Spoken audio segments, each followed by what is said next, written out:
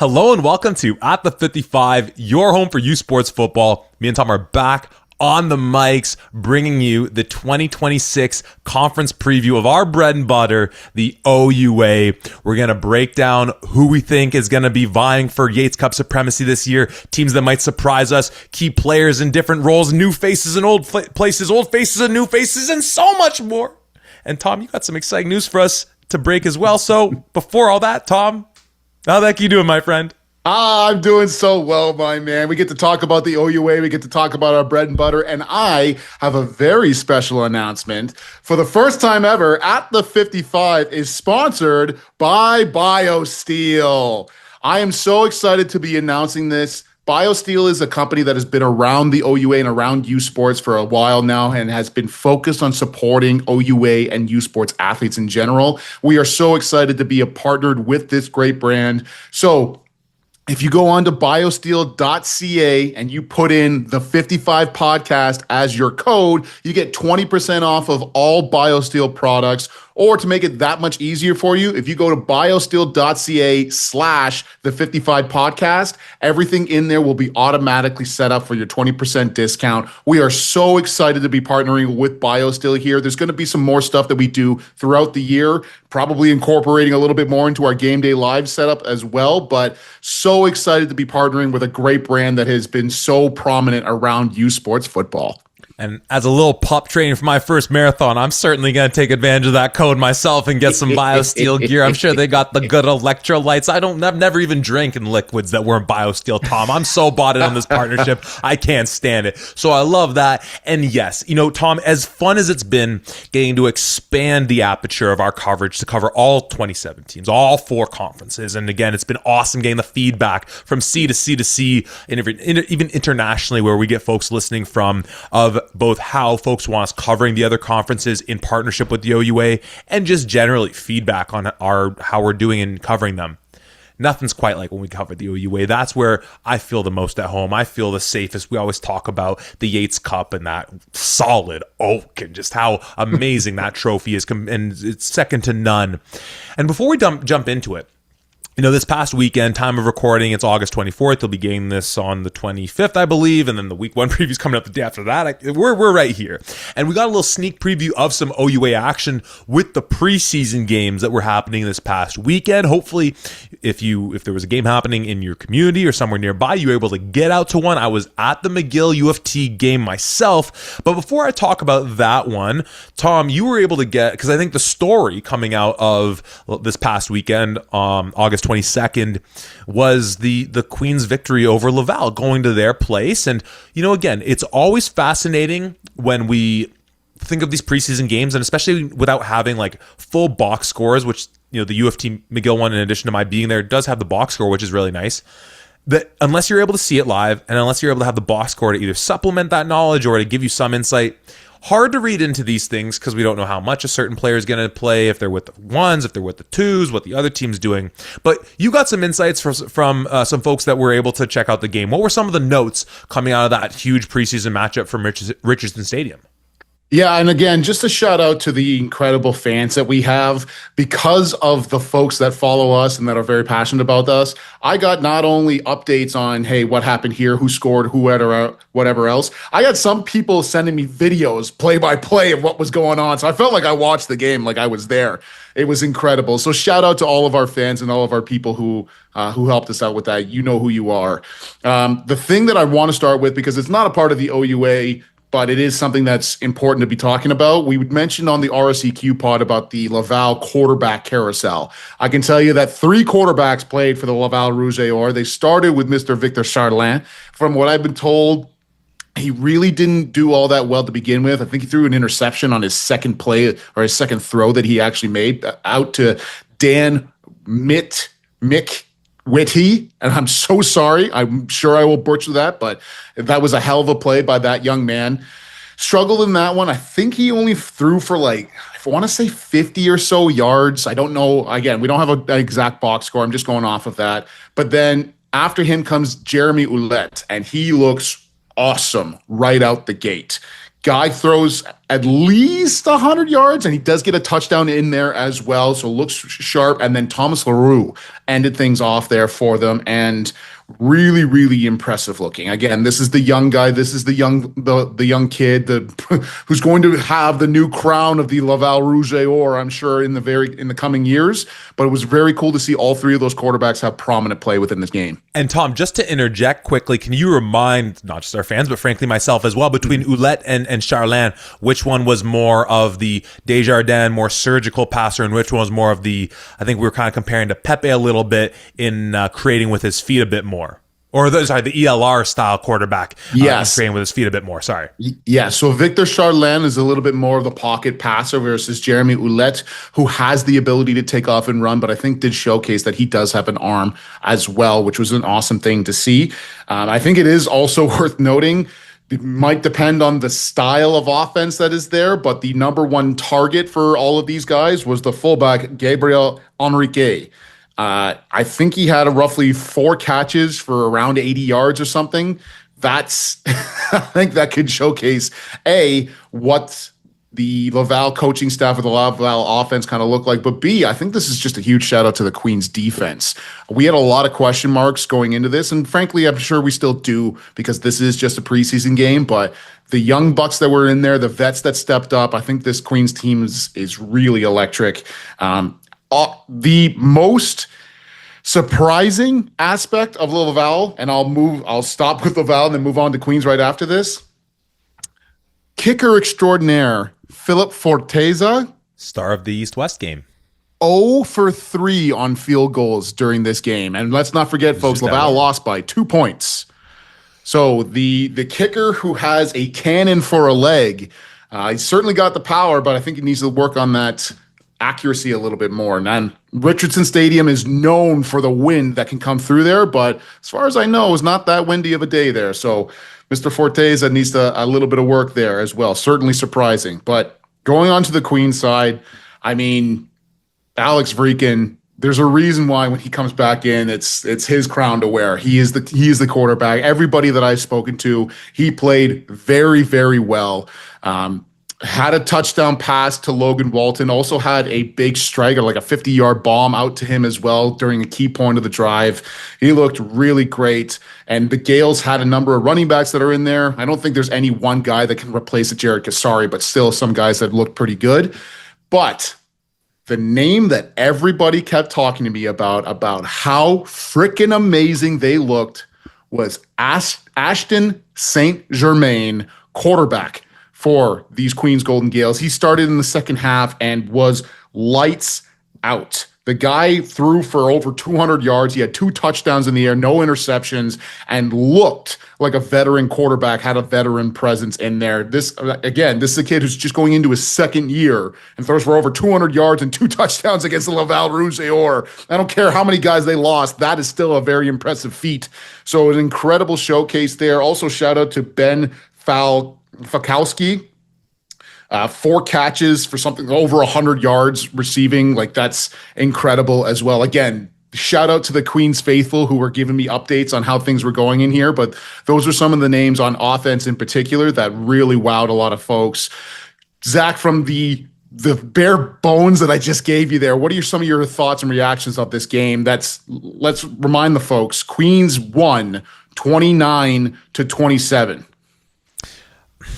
On the one hand, our discussion about Laval, and it'll kind of mirror one of the, big dog teams in the OUA when we get there eventually. But one of the points of discussion was a team that, like, obviously just institutionally we have all the faith in the world, but there was a bit of the thought process, especially with that quarterback room piece, of saying, okay, this is a team where offensively it might take them a little bit of time to get their gears in order. So, I'm not going to make too big a statement. Again, having not gotten the opportunity to watch the game, the updates are meaningful, but it's still small sample size. And then on the flip side, thinking about the Queens piece of it, and I'll bring this back up when we start to kind of do our breakdown, and I came up with some funky tiers that I'm going to throw at Tom in terms of how we can contextualize the teams in the OUA. The biggest thing for me with Queens is weighing out their growth from having gotten the job done last year, which I think for any of us who've been able to get to that, mountain peak, and my last season was winning that Yates Cup. So I don't actually know that feeling of being able to come back the next year and say, the monkey's off your back. Now just go out there and let it rip, which is certainly going to, influence how I think about what Mr. Vrieken can do this year of just pressure being off. Having won it last year and excited to see what he can do that year. He only really loses Falcone from that receiving core. Kasari, and the things we're seeing on social media now with Kasari is that the Ravens are bringing him into their locker room. Imagine a time where you get Kasari and Davis Robinson in the same NFL roster, which is amazing. Henning, Kyra on that O-line being gone. But really on the defense is the thing where, similarly with Laval, and wanting to say, I want to pump the brakes. I want to kind of see some more of how they settle into that offense between those three quarterbacks, is I just come back to these names: Seaway, Korskaden, Miller Melanson, Vanek, Pace, Capay, Johnston, right? All on that defense, all major contributors on one of the best defenses. Like when we think about that Yates Cup last year, what was it, 4 interceptions in the first half, right? Mm-hmm. Disruption, causing mayhem, and being one of the best defenses that we've seen in a while. And obviously with Coach Beckmanis at the helm, with that defense, all the confidence in the world, they'll backfill. And obviously on that D-line, seeing names like Oliver Jackson, seeing guys like DJ Ryan in that linebacking core, mention Ian St. Arnaud, and some of those other names you were mentioning. Again, I don't doubt they'll backfill it. I think just with the amount of competition, the OUA, I'm excited to see the heights that Vrieken can reach this year, because I think individually we'll see him at his most just sort of peak performance. A lot of moving parts that taking into account everything that you updated me on the preseason game. I'm not making too much out of it for one game. I mean, that's certainly fair enough. It is a preseason game, but this is a game that meant something.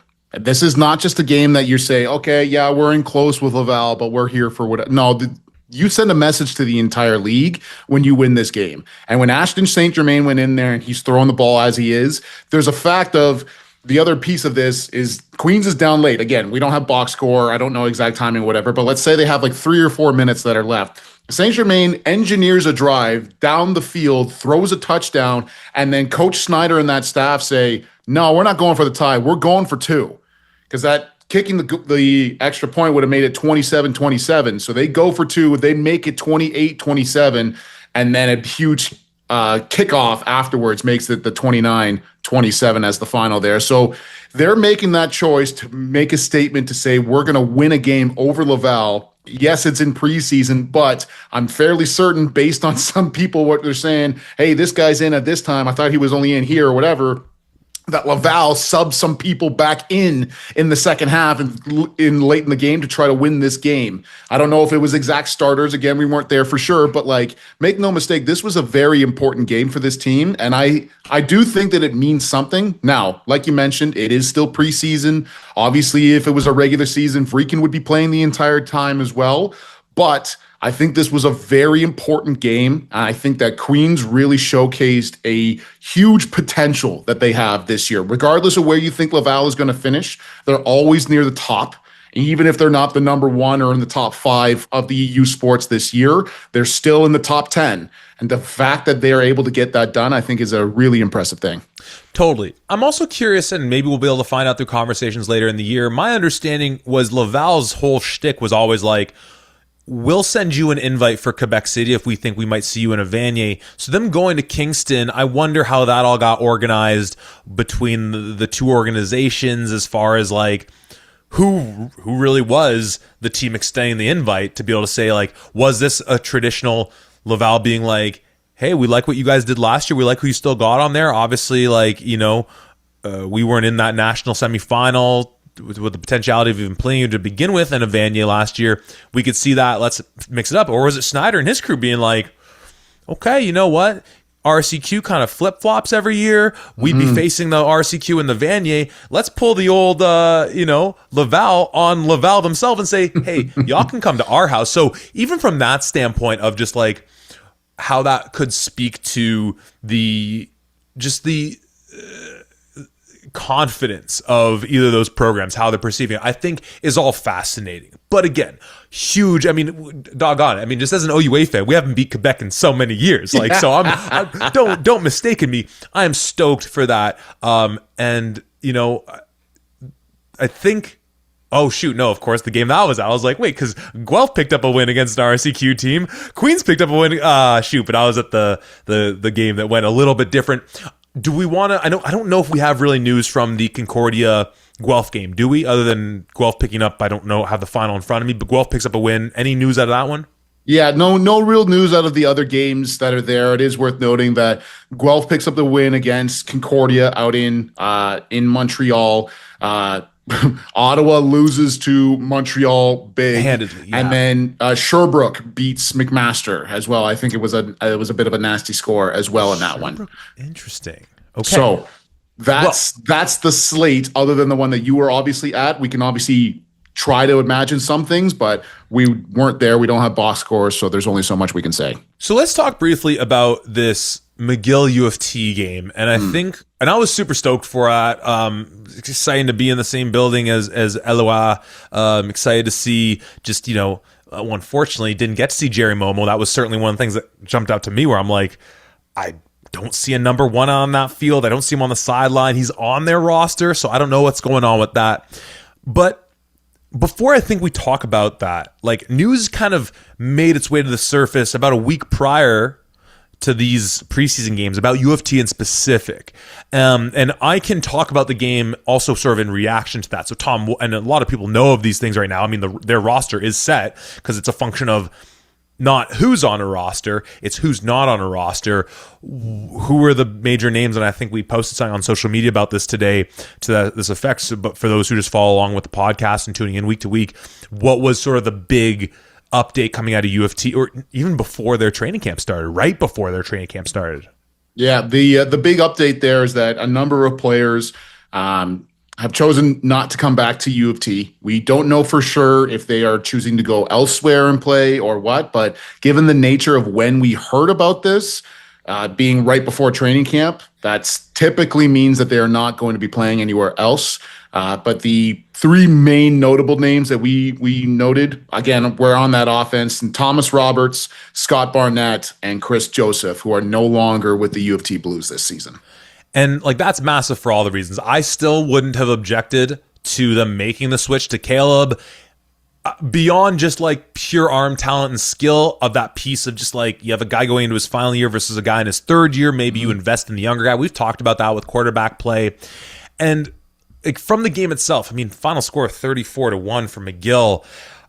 And frankly, I didn't think McGill looked all that sharp on offense. And again, Jerry Momo's out. Seeing Elar his first game at receiver was kind of cool.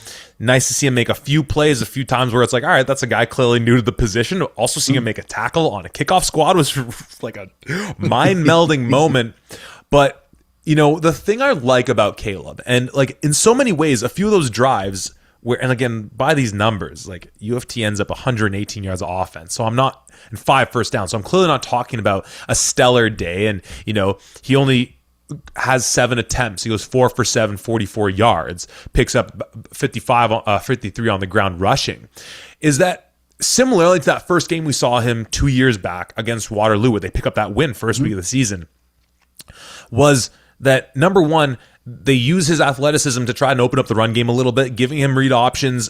And then again, his athleticism allows them to be able to have more blockers at the point of attack and just read defensive ends. Speaking of reads, by the way, watch McGill football this year, folks, because they do these really long, drawn-out read option plays where I'm guessing they're reading a linebacker, but that mesh point, it's like 2 seconds long before the quarterback's making the choice. It's really interesting. But so I like that Coach Kanichis is having that work with his offense, because for sure, from a run game standpoint, like even without the news of Chris Joseph, Thomas Roberts leaving, I would be very concerned about this run game for them. And then when he's just in his drop back passes, he's making maybe 1-2 reads, getting the ball out, trying to get the ball out quick. And if not, he's again trying to escape with his feet.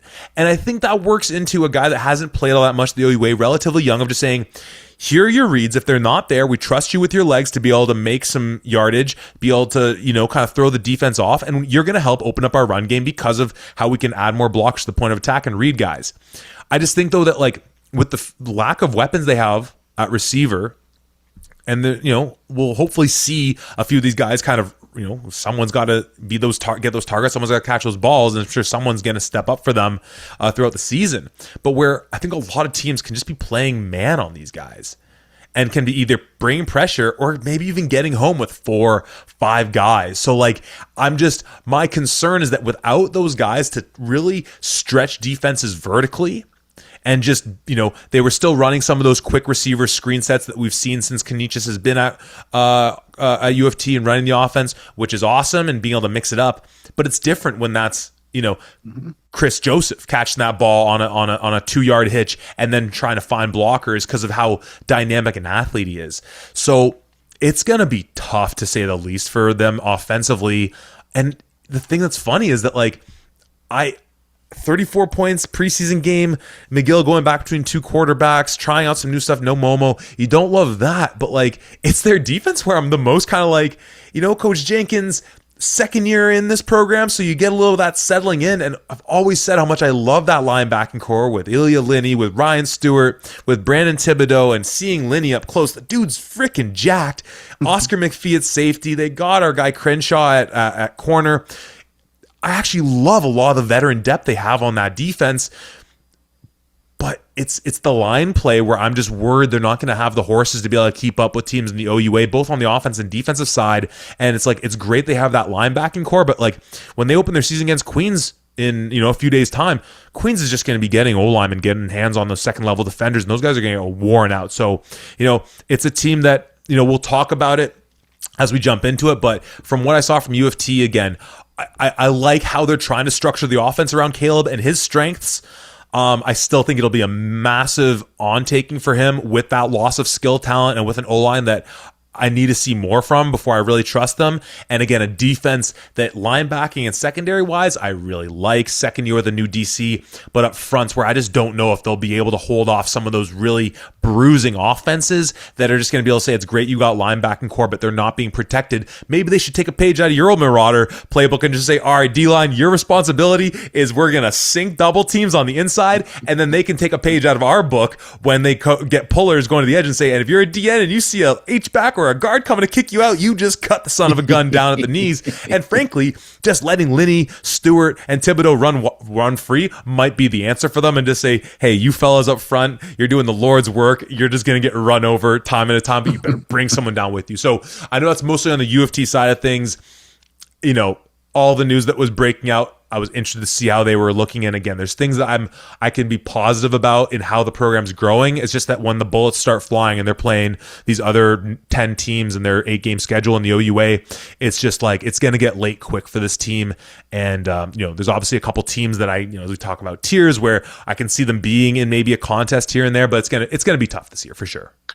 Certainly. Yeah. I think no matter what, that's going to be tough. And obviously, we don't know exactly what happened. We're not on the inside. I'm not Tommy Canisius. I'm Tom Sterling, for the folks who might have got that confused. But just the fact that the information, the news came out right before training camp that these guys had left. Strange. That really is tough, because if this happens in the offseason sometime, it gives you some time to get some reps in with some other guys. Not to say that Caleb O'Donohue wasn't throwing. We were at the spring camps. We saw him throwing. We saw him doing his thing. We saw everybody else working there. So it's not like he wasn't doing anything, but certainly it changes things on if he is the guy, and if they don't have Chris Joseph or they don't have a Thomas Roberts, those other things can come up. But right before training camp, that's specifically what hurts. The one thing that I will say, and obviously you would know this better than I because you were at the game and I wasn't, but in the opposite vein for how we just talked about Queens and Laval being, this is an important game. You want your guys in there near the end. If nothing else, I think this is really the opportunity for U of T to say, okay, who else do we have? Let's really get everybody in here game reps. Let's see what everybody does. Let's pick apart, how things are moving. How do you work with this person, whatever, so that you have a fully comprehensive list of, okay, this person can help us. This person needs some time or whatever else that means. So I don't know if that really plays into effect of, the end of the game. Is U of T really trying to, I'm going to put Caleb O'Donohue back in. We're going to try to get him going. Or do you want to try to get some other guys going? So that could also help here. But at the end of the day, 100 yards of offense is not great. I agree with you. I think the receiving core there is going to be, it's the biggest question mark for me. The guy that I have my eye on to be potentially that leading receiver is Dane Hurley out of these U of T Blues. He's going into I believe his third year. I think this is a guy that has been kind of on the fringe of some of the other receiving core, certainly been a part of it, but not necessarily the guy. I think Dane is the guy who's going to have to step up and be a dude for them if they want to have that key receiver in that setting. Or, like you mentioned, does every team just say man and go, here's try to see if you can burn us. Well, the other thing too is that, like, before all that news, this was a team that was already going to be losing. I literally just had his name, Jake Oseen, at receiver. So they were already going to be at a disadvantage in their skill position from that standpoint. Last couple shouts just from the game. I mean, I won't talk too much about, like, watching OUA was fascinating. Watching him run routes, it's interesting where, like, watching him on some of those major scrambles over the years, and I go back to the Laval playoff game last year, he looked faster. Like, my memory of him at quarterback, escaping the pocket and then just getting north-south, my memory of that, he felt faster than watching him running his routes, and whether that's just because now it's like he's running against, like, he was more in a 3-hole receiver. I don't know if they're calling him like an H-back or like an R in like a 5R set or something. He's obviously a big dude. So maybe it's in contrast to watching him now run alongside other receivers and DBs, where it's just like doesn't look as fast in that regard. And they definitely targeted him a few times, even once towards the back of the end zone for a touchdown, just couldn't bring it in. But so I don't really have too much to say about that, other than, again, it was just super cool to see that. And obviously when Jerry Momo's back, then, in trying to look through the U of T box score, Zay Marceline, one of the running backs that was getting the most touches, just fascinating in kind of trying to see, who is this young man out of Miami, Florida? I'm not saying anything about that, like, other than just fascinating and just an interesting story to look at. And the last, and this is a very just like personal Coach Zach moment that was my favorite part of this, was getting to see a young man I got to coach my last year in London with the U16 Junior Argos, and my guy Nate Areza out of Oak Ridge, the home of Taylor Elgersma. Really, as after O'Donohue was in, it was Areza going in, and again, at the end of the day, like, I don't care a lick about the performance itself. Just as a coach, having worked with this young man 3 seasons ago, getting to watch his first couple plays in OUA action was so awesome. But let's move off this game, because we have a whole 11-team conference to break down, including these U of T Blues. And Tom, I think we're in agreement. We want to start this conversation, much like with the other conference breakdowns. I kind of, in all those episodes, if you followed along, if you listened, and if you did, as always, thank you, however you're tuning in, wherever you're tuning in, and whenever you're tuning in or watching. If you haven't, go check those out. I think we did a great job in trying to detail them. I kind of was thinking in terms of big picture questions, because we're talking about the full conferences. We're not into the week 1 breakdowns or the previews or anything like that. And the one question that kept coming to mind is when I think about this OUA. And that same Saturday on the 22nd, I was later on at the Argo Tie-Cat game. Tom, who won that game? The game was actually a forfeit. Nothing happened. So it got rained. It was the bad rain. Was that what it was? Yep. I couldn't remember. Yep. There was no result. But when I was leaving the fairgrounds at the same time the exhibition was going on, I had someone spot the hat, and he's like, "Hey, at the 55." I'm like, "Hey, what's up, man?" He's like, "Who you got winning the 8s this year?" I'm like, "Brother, I'm recording a podcast on this in a few days, and I'm still all out of sorts on it." And we'll talk about this in more detail, and I'm sure we might make predictions. But the big picture question is, who, both in terms of team and player, if any, is the current face of the league? And from the player perspective, I thought about it like this in terms of the OUA since we entered the actual, game itself, circa like 2011, where for my money, 11 to 13-ish maybe just 12, it's your guy Kyle Quinlan, the back-to-back Vanya's, winning it in 11, being one of the best quarterbacks in the country. And then at some point, it becomes the Will Finch show. And again, it doesn't matter to me that you knocked them out in 14 en route to beating us in the 8s. It doesn't matter that we beat them in the 8s in 15. And like, he was clearly the face of OUA football. As a Western quarterback, you get a bit of an edge that you're likely going to be that guy, and it's followed suit in the Finch years with the Chris Merchant years. You could make a case maybe in 2016 with the Laurier win, maybe Curly Gittins is the face, even though his MVP doesn't come to the following year. I don't know. It feels right that like Merchant was just always the guy, and that transitions into the Trey Ford era, even though his success as a player was always a 50-50 season at best, into the Taylor Elgersma era, which was complemented by him having success on the team level as well. And then last year kind of felt like the first year where we didn't necessarily have an individual player that, like, from an OUA marketing standpoint, you'd be able to say, like the same way we talked about Can West, we're saying, hey, look, it's still Sask's conference to lose, but if you're going to market this team, market this conference, it's like, it's David Jordan, it's Drew Viotta. Like, that's the rivalry. Looking at RSCQ, it's Pepe Gonzalez, and then whoever comes out from the Laval, and then thinking about Bishops, thinking about McGill and that out east. I mean, it's St. Mary's all day. And so as we think about how these teams are going to break down for this year, and again, I'll bring up the tiers in a moment, but I want to get your response on this idea of, number one, is there a face of the league as a team and as a player? And whether yes or whether no, like, does it really matter that we have one? Or is this sort of like what makes for the league being as parity riddled as maybe we've ever seen, where I legitimately go through the teams I think are going to vie for the playoffs, and I'm coming up with like 4 or 5, sometimes I'm talking myself into 6 teams, like, just to be in a Yates Cup, let alone to possibly win it. And we don't normally see that in the OUA, and maybe that's a function of this conversation that kind of came to mind. What's your response to all those ideas? Yeah, so I completely understand where you're coming from, and certainly with the parity of the league going into this year, it is crazy. And it's not because all of the teams are getting worse; it's because every team has gotten so much better. Yes. You look around the other teams that are there in the fringe, you know, the McMasters of the world, the Windsors that have kind of been there and kind of not, whatever you want to say, Guelph there as well. Like, everybody is starting to come up. Those young guys are starting to come up. To me, there is a dude who is the face of this league this year, and it's Alex Vreeken.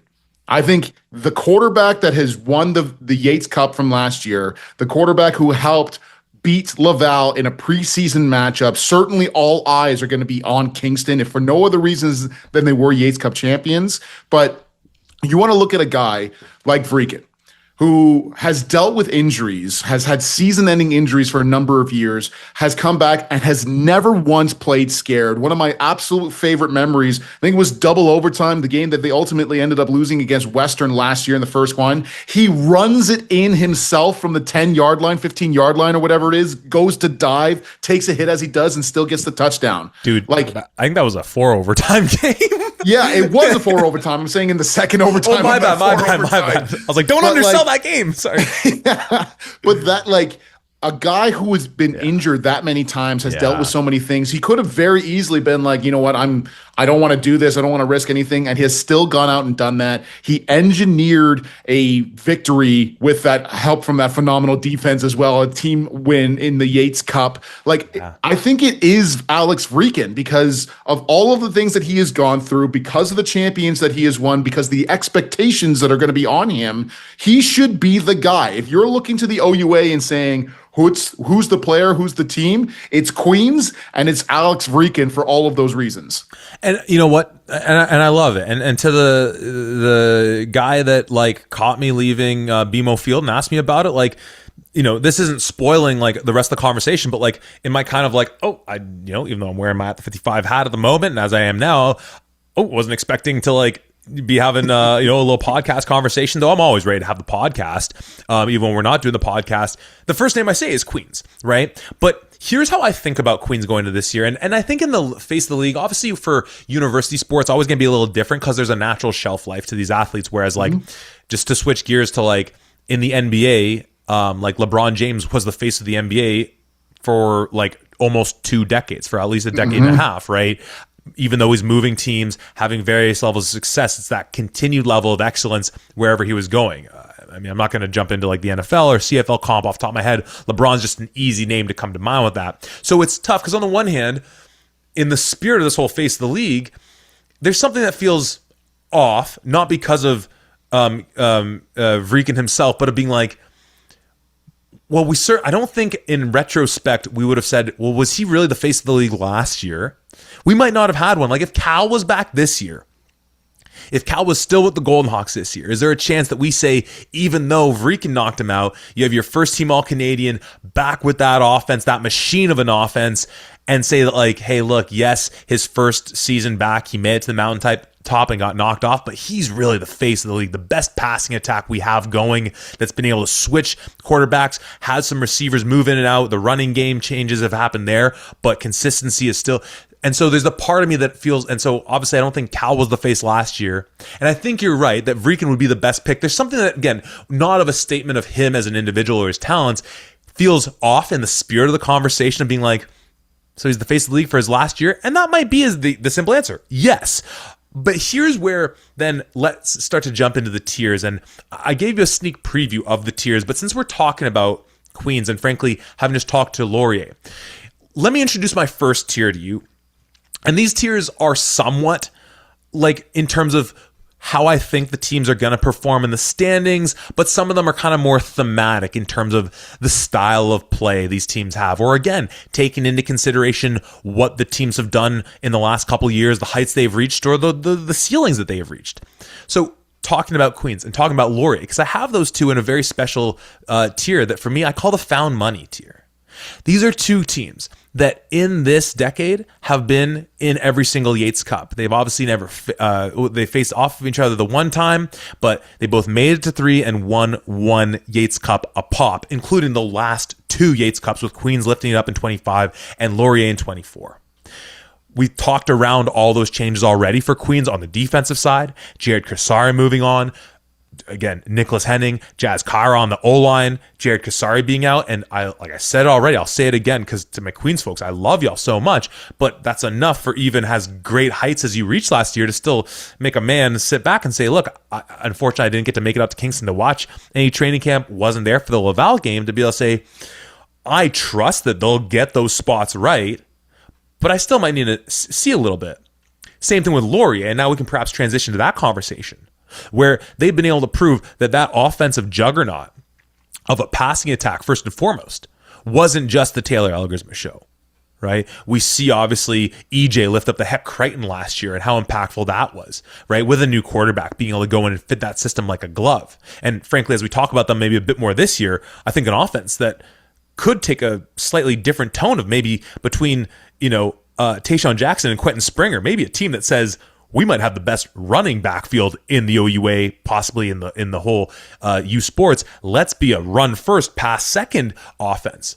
But either way, and then again, we'll talk about the defense because there's some moving parts there that if folks haven't been keeping up with, might be interested to kind of know about some of these things that we've been hearing coming out of camps. Where I trust that with Coach V, that defense will be good, some moving parts. But I say all that, and that the two teams that have been in the most Yates Cups this decade, both losing 2, winning 1, to me, if those teams, as long as they at least make the conference semifinal, and we'll talk about all these teams I'm going to mention in a moment, but I wouldn't, depending on how things shake out, I'm okay with them losing to a Western, to a Guelph.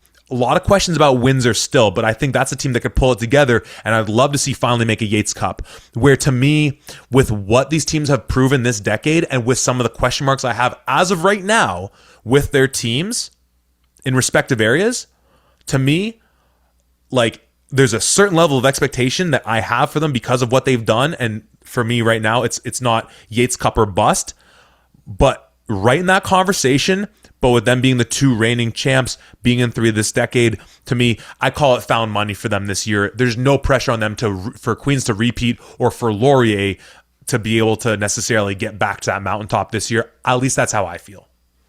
Yeah, I understand where you're coming from, and the logic seems sound. What I would push back for you in this is I think that there is pressure on Queens because yes, they did win the Yates Cup last year, and they deserve to win that Yates Cup last year. But all of the talk around the league is, well, if Cal doesn't throw 4 or 5 interceptions, then Laurier wins. And like you saw in the second half, like they were coming back and they were doing their thing there. So if they had a little bit more time, they could have won that. Whether you agree with that or not, that's a sentiment that is out there right now that people are talking about. And the other elephant in the room here, and certainly one that we're going to get into as well, is that Queens hasn't beaten Western in a very long time. And I know it was a topic that you were going to get into as well. Same. I don't mean to steal your thunder at all, but like this is there's a lot of question marks still with Queens. Now, myself personally, if I'm going to say that they're the face of the league, and Alex Rieken is, I think they certainly have the capabilities to do all of those things. But the fact is, there's question marks about the Yates Cup win from other people. Yeah. And there's an actual fact that Queens has not beaten Western since Lord knows when. It's been a long time. I think it's been over 10 years. So there's a lot of question marks that are still there. And I don't say that to put any kind of disrespect onto the Queens Nation. I think this is a phenomenal football team, but I wouldn't say that they're going into this season with no pressure attached to them. No, and I get that. And I think that the way Coach Schneider runs that team, he's going to have that pressure on them of being able to say, like, you know, like, then we got to build up to that next level. And we've talked about it so much. We've talked about it with coaches on here of sometimes, you know, getting the monkey off your back with that first conference championship now actually makes the potential of getting to a national championship actually easier for you, because just in the same way that I kind of alluded to, I'll say it again, I actually think this could be Vrieken's best year we ever see from him, because I'm just so stoked to see him with, as far as I'm concerned, a guy out there who has no pressure on him. Like he proved the doubters wrong. But you bring up the Western of it all, and I mentioned this to you for both these clubs. More so Queens, more than making a Yates Cup, let alone winning back-to-back. What I want to see Queens go to London week, whenever that is, and beat Western. Because you said it's been a while since they've gotten that done. And I know you weren't saying this. You were kind of mentioning what, you know, the people out in the ether have said about that Yates Cup of the 4 interceptions against Cal. I'm like, okay, so the best quarterback in all of Canada we had last year gets intercepted 4 times by arguably one of the best defenses and defensive secondaries, where it's like, you know,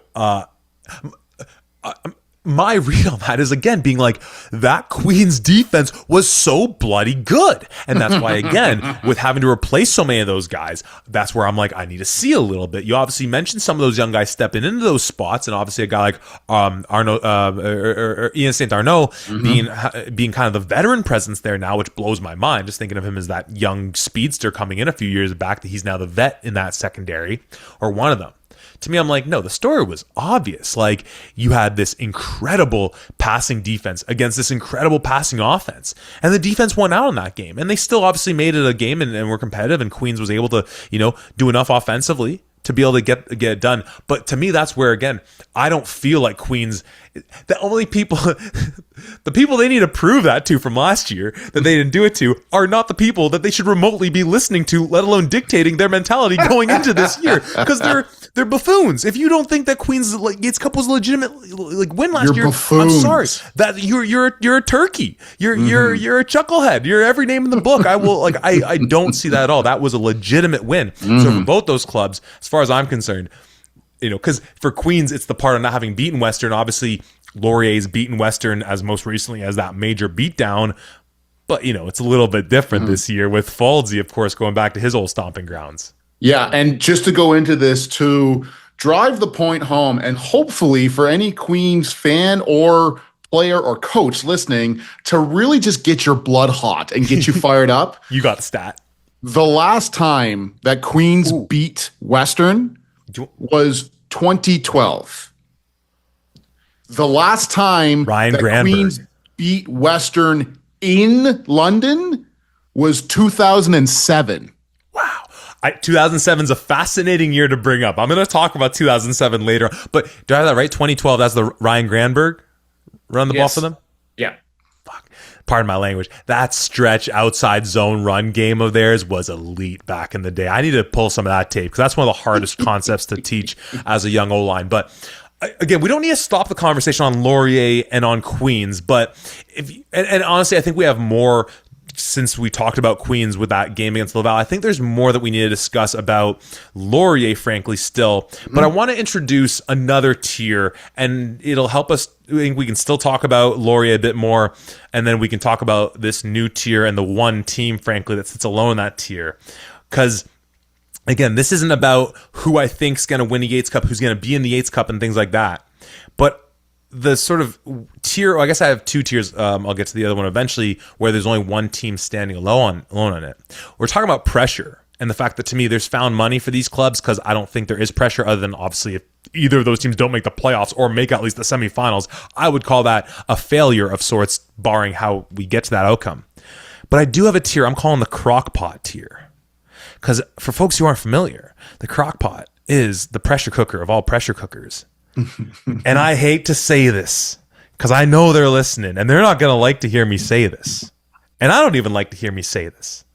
But the one team in the crockpot tier are my Guelph Griffins, your Guelph Griffins, everybody's Guelph Griffins. And here's the deal. Like, we'll talk about Guelph. Let's still talk about Laurier a bit. Obviously, we got a ton of other teams we got to get to. Guelph also has a lot of turnover, and especially on that O-line. And again, I was just watching Isaiah Smith, be the Argos' leading ball carrier in a game that apparently got canceled or didn't happen. I forget. I don't remember the outcome against Hamilton. Maybe it blipped. I don't know. It just didn't happen. It got swept away in the rain. There's still a lot of changes there, to be sure. But just when I think about the way my mind came to that found money tier was, again, thinking about the success that those two clubs in Laurier and Queens have had in this decade, and most recently as our two most recent Yates Cup champions. And I look at my Guelph Griffins and I'm like, it's nearing 10 years since y'all have been in a Yates Cup, right? We celebrated the championship of the 10-year, the 10-year anniversary of winning the Yates Cup last year. And for a team that coming into each season, we talk about, could they be a Vanier Cup potential team, let alone be in contention for the Yates Cup and all these things that oftentimes it's just a function of sport. It's come down to injury with that club, which is maddening, because it's just like, what do you do with that? I do just feel, with the talent they have there, with the league, the landscape of the league kind of looking like it's ready for perhaps a new face that's not even either Western, Laurier, or Queens, because, hey, of all these Yates Cups we've had since COVID, those are the three teams that have played for the Yates Cup. If there's going to be a new face just to contend for one, Guelph, we got to get there this year. I won't be saying it's Yates Cup or bust for them. Whether I pick them or not to win the Yates Cup is a different question, but I wouldn't say it's Yates Cup or bust. But golly, fellas, there's only so many years we can talk about you being like one of the best teams, and we won't turn this into our conversation we thought we were going to do as a little special podcast about how we could maybe redo the U Sports playoff landscape. But like, I know that the OUA, we got the largest conference, and we have a deep conference at that. But at a certain point, it's like, it's all well and good to talk about how, teams that come in third or fourth or even fifth that want to talk about AUS teams getting to make it into a national semifinal because of this, that, and the third, or sometimes maybe a weaker Can West team make it into a Vanier and whatever. It's like, you know what? And again, I say this as a guy that got to play in 2 Yates Cups, part of a team that made it to 3. We won one of those, of being like, make your damn conference championship. I don't care. You play who's in front of you. I know we got the largest conference. I know we have deep teams. We have all those things. Just make the championship. Make the Yates Cup, Guelph. And so to me, they're in the pressure cooker. Frankly, they're the only team. It's bananas. They're the only team I look at. Well, there's some other versions of pressure on some other teams, but the real contender of a team that I'm like, get it done. I'm sorry. I'm sorry, Coach Surreal. I'm sorry, Coach Barry. I'm sorry, Coach McDonald, Coach Ziggy Starcella, Coach Clough, everyone there. I know this is the last thing. You wanted me to come on here and say they're going 0-8. They're a bum team. They're a cruddy franchise. All that stuff. U of Moo. I can't do it. And I think, frankly, not only can I not do that, I think you have the most pressure on you to get to that mountaintop. I'm not going to be mad if they lose it, though. Yeah, I think that this is, oddly enough, we were staring at this team last year and saying, I think this is the year for them to do it. If for no other reason than we were looking at an offensive line with 4th and 5th year guys being like, this should be one of the very best that's here. Now, you lose 4 out of the 5, and that's tough. Yes. But Mitch Schretchinger being back as center for them on that offensive line gives me a ton of hope. I've already gone on here saying, and I will say this again, by the end of their careers, Riley Thompson and Gavin Spears will be all Canadians at the 2 tackle positions. They are fantastic. And the guys that they have rotating in at guard, from what I saw being out at training camp, I'm very excited about. I think that this is an offensive line that will not skip a beat. I think that they will continue to be one of the very best, coached by obviously our guy, and Coach Mike McDonald. Yeah. And obviously Ziggy and Coach Wu there as well. But still, I think that this is a team that still has a ton of potential. I think a receiver that was in there that really opened my eyes and got me really excited was one Ethan Garway. Going into his second year, I saw some real athleticism out of him and some connection between Tristan Aboud and him as well. I'm very excited about the potential that is here. But again, like you mentioned, I am 100% wholeheartedly agreeing with you with this. The health.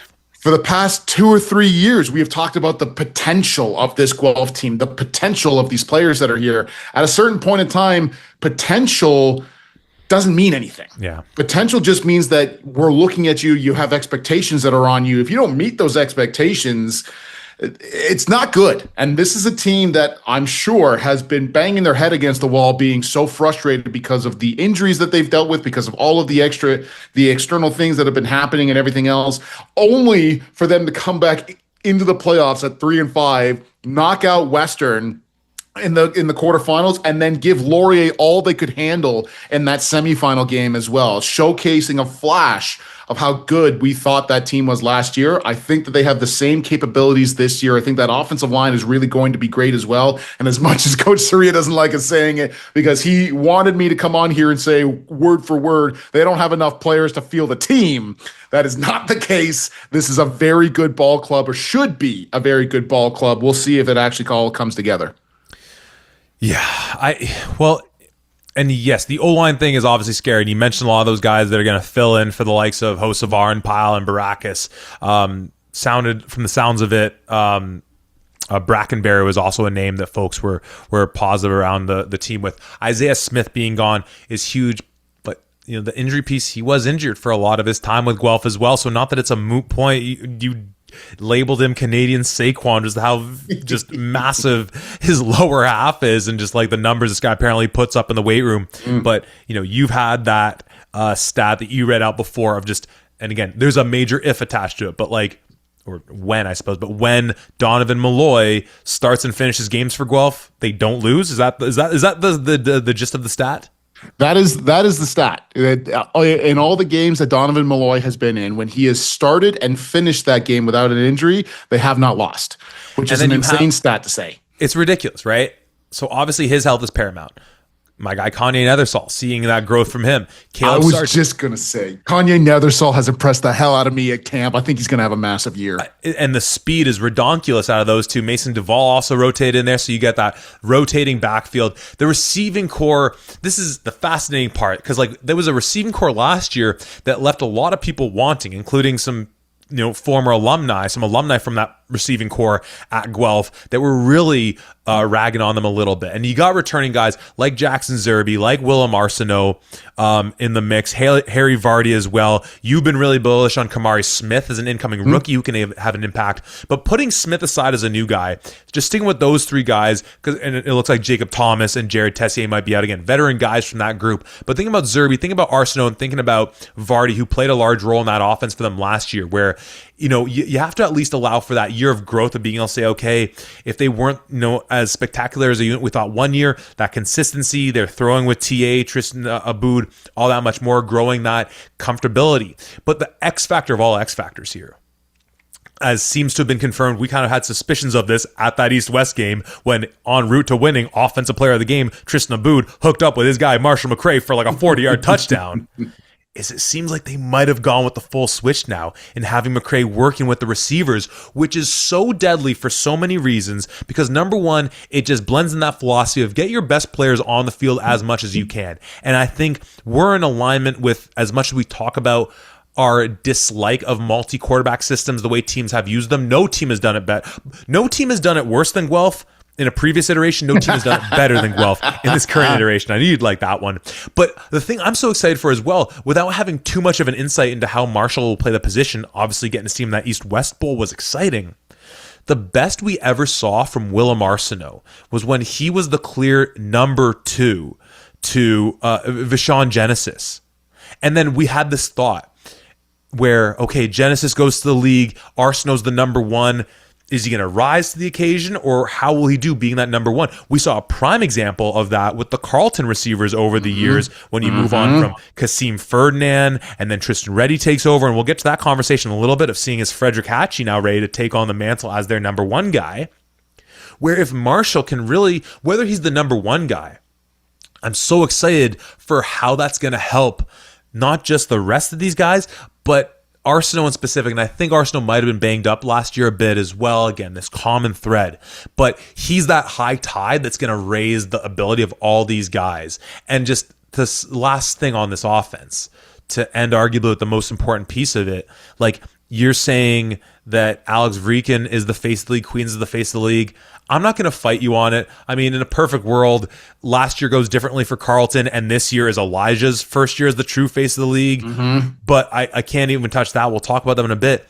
There's a good argument that, like, depending on how this year goes, I mean, this is Tristan's draft year coming up, but this could be that situation where it's like he's also in that contention for a guy that partway through the season, maybe we return to this face of the league conversation at the halfway point. He could be the guy where with an upgraded cast of weapons around him, with Marshall joining the receiving core, with, you know, you're knocking on wood for the health of all these guys. Like, he is such an impressive young man back there at quarterback, and I have all the trust in the world just with what they've been doing building around him. So a lot of question marks. The health thing scares the pants off me. Marshall moving to receiver and however they're going to use him is fascinating, and I think is going to help that receiving core. But as long as they got TA back there, that's partly why the pressure's on, because quarterbacks like that don't come along often, and you can't squander it. We talked about this idea of missing rings and the missing championships, and you know that 2019 team that you were on. And though I love my guy Theo Landers, and I think he was a good but clearly not great quarterback, he's clearly was the weakest link in what was otherwise such a stacked team. And that's not even to say that he was poor, but when you look at every other component of that team, the only thing you could reasonably say that held them back was that the quarterback wasn't at the level of literally every other part of this team. You got a guy like TA in there in a league that's up for grabs. My goodness, that's where I got to say, I hope they're taking the approach of being like, look, we're cool, we're calm, collected. From the outside looking in, I'm here. My palms are sweaty, knees weak, arms are heavy. Come on, Guelph, let's pick up that Yates again. I don't know what else to say about this offense other than I'm so excited for what they can do. Yeah, I mean, it'd be impossible not to look at this team and this offense in particular and not be excited. Like, this is a very talented team, and especially with a lot of talented young guys that I think are going to really impact right away. Again, it is such an incredible testament to this young man, but the fact that Tristan Aboud is only now entering his draft year, that means that he's been doing his thing for the past 3 years previously, and he's been one of the top 5 quarterbacks in the OUA for all of his years. That's an incredible stat and an incredible testament to how good he has played and how he's looked. I don't think that they're just going to say Marshall McRae is just automatically going to be a receiver. I think he brings too much to the offense when he is in a quarterback, and I think that they will. I'm betting that they will have some packages with him in as a receiver as well. Again, like you mentioned, at a certain point, you've just got to get your best players the ball in whatever way you can. And Marshall McRae and Tristan Aboud are 2 of the best 5 offensive players that they have, for sure, bar none, no matter what. So in some iteration, seeing them on the field at the same time, especially after the East-West experiment, if you want to call it that, is certainly something that I think teams are going to be looking at. The other aspect of this team here, and I know we don't want to deep dive too much because we deep dived everything, whatever, but it is that defense. Yeah. You know, you graduate a lot of guys, especially in that secondary. Alexander Pope going off to Calgary, Guthrie being back is a huge one for them. Yeah. There's a lot of things to be excited about. Demetrius Masuka, the guy transferred from McMaster to Guelph, now gone as well. There's a lot of question marks that I have in there. I have 100% faith in Coach Matt Barry. I think he has done an incredible job with the defenses he has had since coming over to Guelph.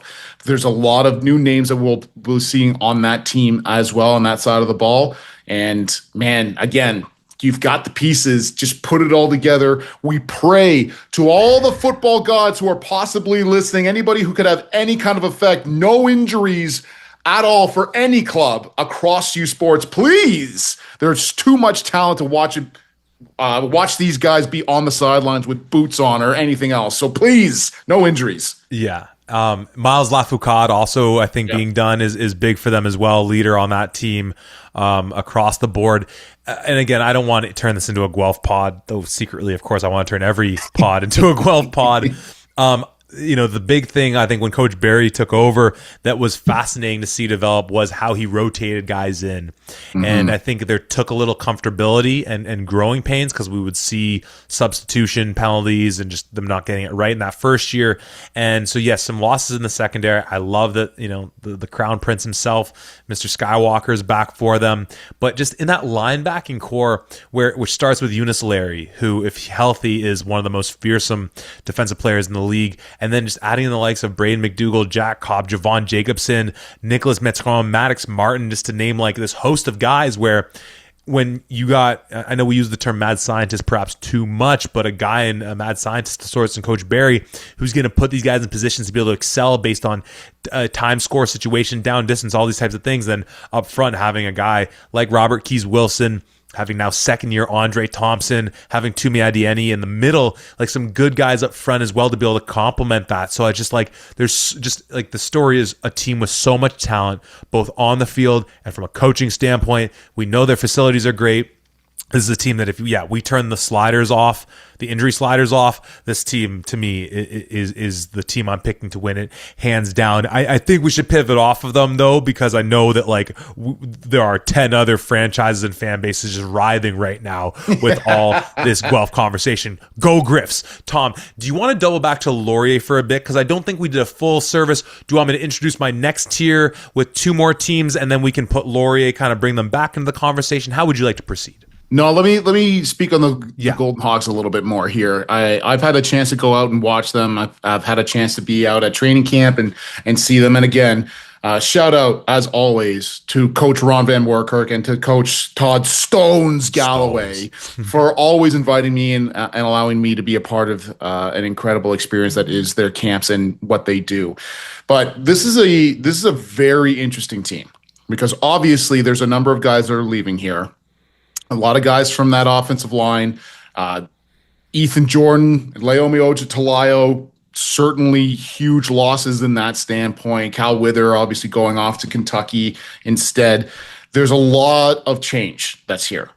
But at the same time, the talent that is on the field is unbelievable, especially on the offensive side. My goodness, the bevy of receivers that have come in here who are going into their first year, who have all of the talent in the world is just insane. And again, when you start thinking about, God, it feels like just yesterday, Ryan Hughes was bursting onto the scene in 2024. Now he's the veteran in that group, guiding some of the other young guys around, talking to them about how to properly play this game, what to look for, how to stem, how to everything else. And it's a very interesting sight to see. Again, number of guys that are also going to be different on that offensive line as well. The key guy that they get back is Cody Blackshaw, who arguably is the best center, not just in OUA, but in all of U Sports, being an All-Canadian last year. Yeah. I think he's only gotten better and better as well. I think what Coach Scotto is bringing to that offensive line as well, and just the offensive mind he has, it's only going to get better. And like you mentioned, you kind of briefly talked about it, I think this is the best running back room, top to bottom, in the entire country. Tayshaun Jackson, Quentin Springer being in there, Darian Bassick-Hadden back. Like, this is a really impressive group that I am so excited to watch and to see. Just purely staying on the offensive side, it is, man, it's going to be special. For anybody that's trying to count them out, you're going to have a real rude awakening. You're totally right. And I want to share a quick story with you, but with everyone. You'll just really get a kick out of this. For those tuning in, had our sort of day zero, my high school's football training camp. Go Central Tech, go Blues. And, we're kind of going over just a little classroom chalk talk and going over our receiver rules if they're on the backside of any read option run plays, if it's one man versus if it's 2, 3, and just what their combos are. And then I had a kid ask a question being like, what happens if we have quads, if we're running away from the quad side? What's the rule there? I'm like, you know what? I don't have a rule yet for what that fourth man has been, but we won't get there for a little while, but it's a good thing to put in the back pocket. To which one of my kids says, oh, but why would you run away from your quad side? And I'm like, depends if you got the stones to do it, brother. Because we all know there's only one man out there daring enough. And it helps when, as we always noted, when, Laomi Ojutalayo is that single receiver you can throw there in the boundary. It helps a lot. But yeah, it's exciting to see how the kind of flow of this offense could take on a different tenor. And then you look at, obviously, it being Ryan Hughes as the vet, continuing to see the ascension of Keon Robinson, being able to see, I believe, Jackson Stebbings, Jace Atkinson are still back with them, and just a lot of that carryover. And I still, it's still meaningful to me when you talked about watching their training camp a year ago and the way that, as you alluded to it, how it's not like one's in and your twos are just on the sideline and we're doing a full line change. It's being able to have a guy like Ryan Hughes for the past 2 years, watching a guy like Ethan Jordan doing all those things, like you said, how he stems, how he gets back on his line, how he makes his breaks within the system of a Coach Galloway offense, which is that much more important. So that's where that institutional know-how comes in. Again, yes, losing Potvin, losing Rightfield, losing Walsh, if I'm correct on those 3 guys, is obviously crazy work to begin with. But if we're going to give the benefit of the doubt to Guelph and maintaining a guy in Schrechenshire, an all-Canadian type, we certainly have to with Blackshaw. So you're right in that regard. What's the word you've been getting in terms of, the quarterback room there? Because it seems like, Isaac Willis would be the likely guy to take on the mantle. I'm obviously, as a biased Toronto guy, always pulling for Riley Chalmers. I don't have too much of a read of Will Russell, other than a few appearances he's perhaps made over the years in some key, in some odd scenarios here and there. What's the read that you've gotten out of Laurier in terms of who's the likely day one starter when they host Guelph in a few days' time?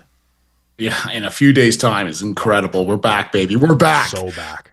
It is Will Russell. I think it is his role, his position to lose. I've really been impressed with him, and he's got great decision making. He's constantly finding guys. The biggest key difference that I think, and again, I haven't properly seen, I've seen one practice up there, so I'm not going to be like, I know everything about Will Russell, but just purely based on what I know about him and versus the other guys that they've had, I don't know if he's going to be a guy to throw a ball up into triple coverage because he says, no, F it, I'm just going to get to my guy over there like a Taylor Elgersma or like a Cal Wither would do, and having an extreme confidence, obviously, in a guy like Ethan Jordan to go out and do something like that. So I don't know if that's going to be the case, but I have total confidence that this dude will pick you apart all the way down the field. If it's got to be in 6 to 8 yard averages, getting a first down constantly all the way down and using that kind of mentality, I think that this is going to be a very efficient offense. I don't know that it's going to be high flying. Well, of course it's going to be high flying, but not in comparison to years past. But I think that they're going to be smart with the ball. They're going to get the ball into their playmakers and things are going to pop off. And the other thing that I quickly want to say is that one guy that I was really impressed with when I was at training camp, who's not on this roster and is not on the coaching staff, but was there helping out, was Coach Laomi Ojutalayo. That young man being back there, talking to his receivers again. Man, when he is done, and hopefully, like I told him in person, it's not for a long damn time because he is a special teams phenom, first in the league.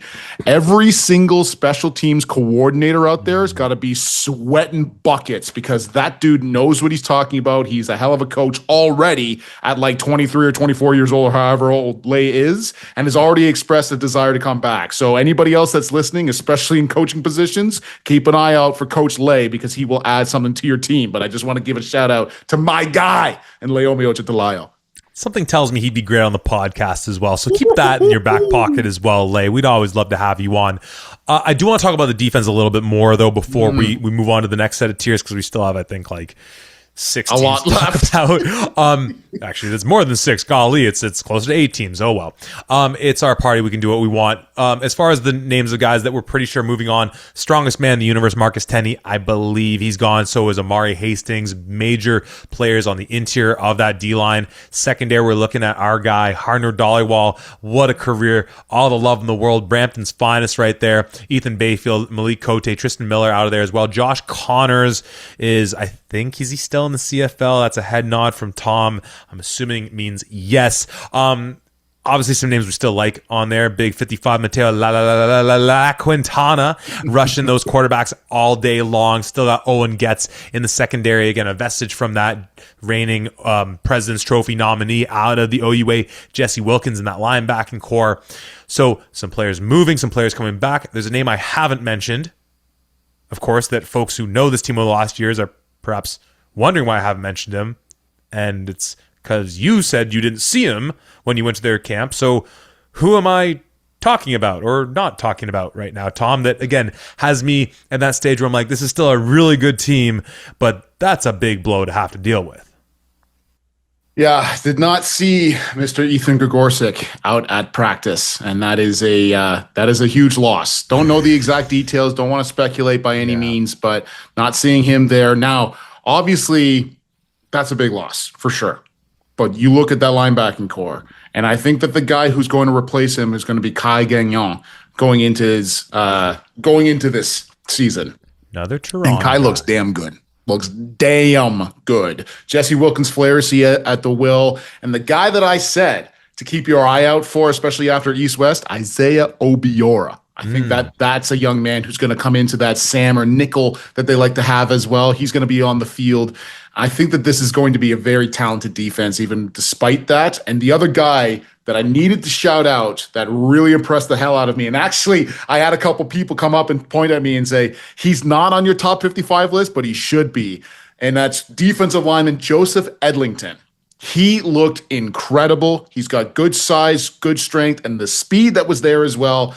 I think he's going to add in really well to that lower 8 defensive line that looks so damn good. Coach Trey and Coach Esse, my God, I don't know if you can get 2 better D-line coaches than those guys there, but they are doing their work with this front. Let's switch gears to another tier, another 2 teams. I actually have my 2 tiers coming up. They're kind of similar vibe, but slightly different rationale. There's 4 teams I've divided into 2 tiers that they scare me for some reason or another. And I'll start with the first of them that I literally wasn't creative enough to call it anything other than they just scare me. And one of them are the Western Mustangs, which shouldn't surprise anyone. The other one, a bit more of a surprise perhaps, are my Ottawa GGs. And that's even with the news of Charles Aslan moving on. The other tier I have, which again, teams that are scary but for slightly different reasons, is the tier I just decided to call grown man ass football, which includes the Windsor Lancers and the McMaster Marauders, your McMaster Marauders, and most importantly, because honestly, there's a chance those 2 teams play them to start the season off. There's a chance both teams don't have enough guys to field the team the following week because it's going to be so physical. Arguably, the 2 teams with the best O and D line play as a whole unit combined. There might be teams with a better D line, might be teams with a better O line per se, but as far as both those lines, I think there's a great argument to make that those 2 clubs are bar none the height of it, and just adding the blue collar gold swagger and the 401 piece of Windsor Lancer football, the McMaster Hammertown aspect of that team as well. I don't think that's nothing in terms of the identity. So these 4 clubs that I find scary for slightly different reasons. Let's go in reverse order since I just kind of set the table with the Windsor Mac tier of the grown man ass football or grown ass man football tier, where these are just going to be physical, bloody nose, beach up, black and blue post game ice bags for the bus ride home type of affairs. Both who I think have very high ceilings, pretty solid floors, but are just a team where even if I'm not picking them each week, depending on the matchup, they just scare me to pick against them because they can just out physical you. And as we see year in, year out, teams win games, win championships all the time when they're just a more physical club. These 2 teams arguably share the belt for that right now in the OUA. I'm doing my very best to remain professional, remain calm. No. But how about those Marauders, baby? How about those Marauders? This is the most excited I have been about a McMaster football team in a very long time. And I cannot wait to see them hit the field and what they're going to be doing here. So let me talk about the Marauders first and foremost. Let me get this out of my system here a little bit. This is a team and a club that has showcased, that is going to showcase what the work that Coach P and that staff has been doing from a couple years ago and the fruits of their labor is going to come in. You Cardboard as cutout, the man. very, very well-known Mac hater came out even last year and said, I don't know about this past year, but this is going to be a very good team coming up. And I think that they are coming into their own going into this one. I'll let you say some pieces. Don't make me grab my McMaster sweater, Tom. I'm as big a Marauder fan there is this side of Highway 6. Yeah, sure you are, pal. You couldn't wait to rip that thing off. I'm surprised you didn't burn it. You had the chance to wear it when we had B on. You refused to. Yeah, did I wear golf gear on that? Actually, I might have. I think so. But listen, going into this is a very, very exciting time for McMaster Marauders. I can't remember the last time that I saw a bigger jump from a quarterback standpoint than what I saw from Lucas Barisi last year going into this year. Obviously, training camp. Obviously, there's a lot of other things in there. And I don't mean to be crowning anybody as of yet, but I'm saying that this is going to be a vastly improved team. Barisi really impressed the hell out of me with his decision-making, with the arm talent that he has. He throws 15-yard outs. That's like a 45-yard throw, like a flick of his wrist. It really impresses me from there. Now, allow me to jump in quickly because I'm sure we covered this on the McMaster pod, or maybe we didn't because we had Coach P on. It sometimes changes how we talk about things, but there's probably a lot of folks coming off last year who are like, wait a minute, it looked like it was Luke Dahlman's team. Obviously, we saw Barisi come in with some short yardage stuff. What's kind of been the thing that's happened from last year till now where you're not even talking about a quarterback battle? You're like, Lucas Barisi is the guy and talking about him so glowingly.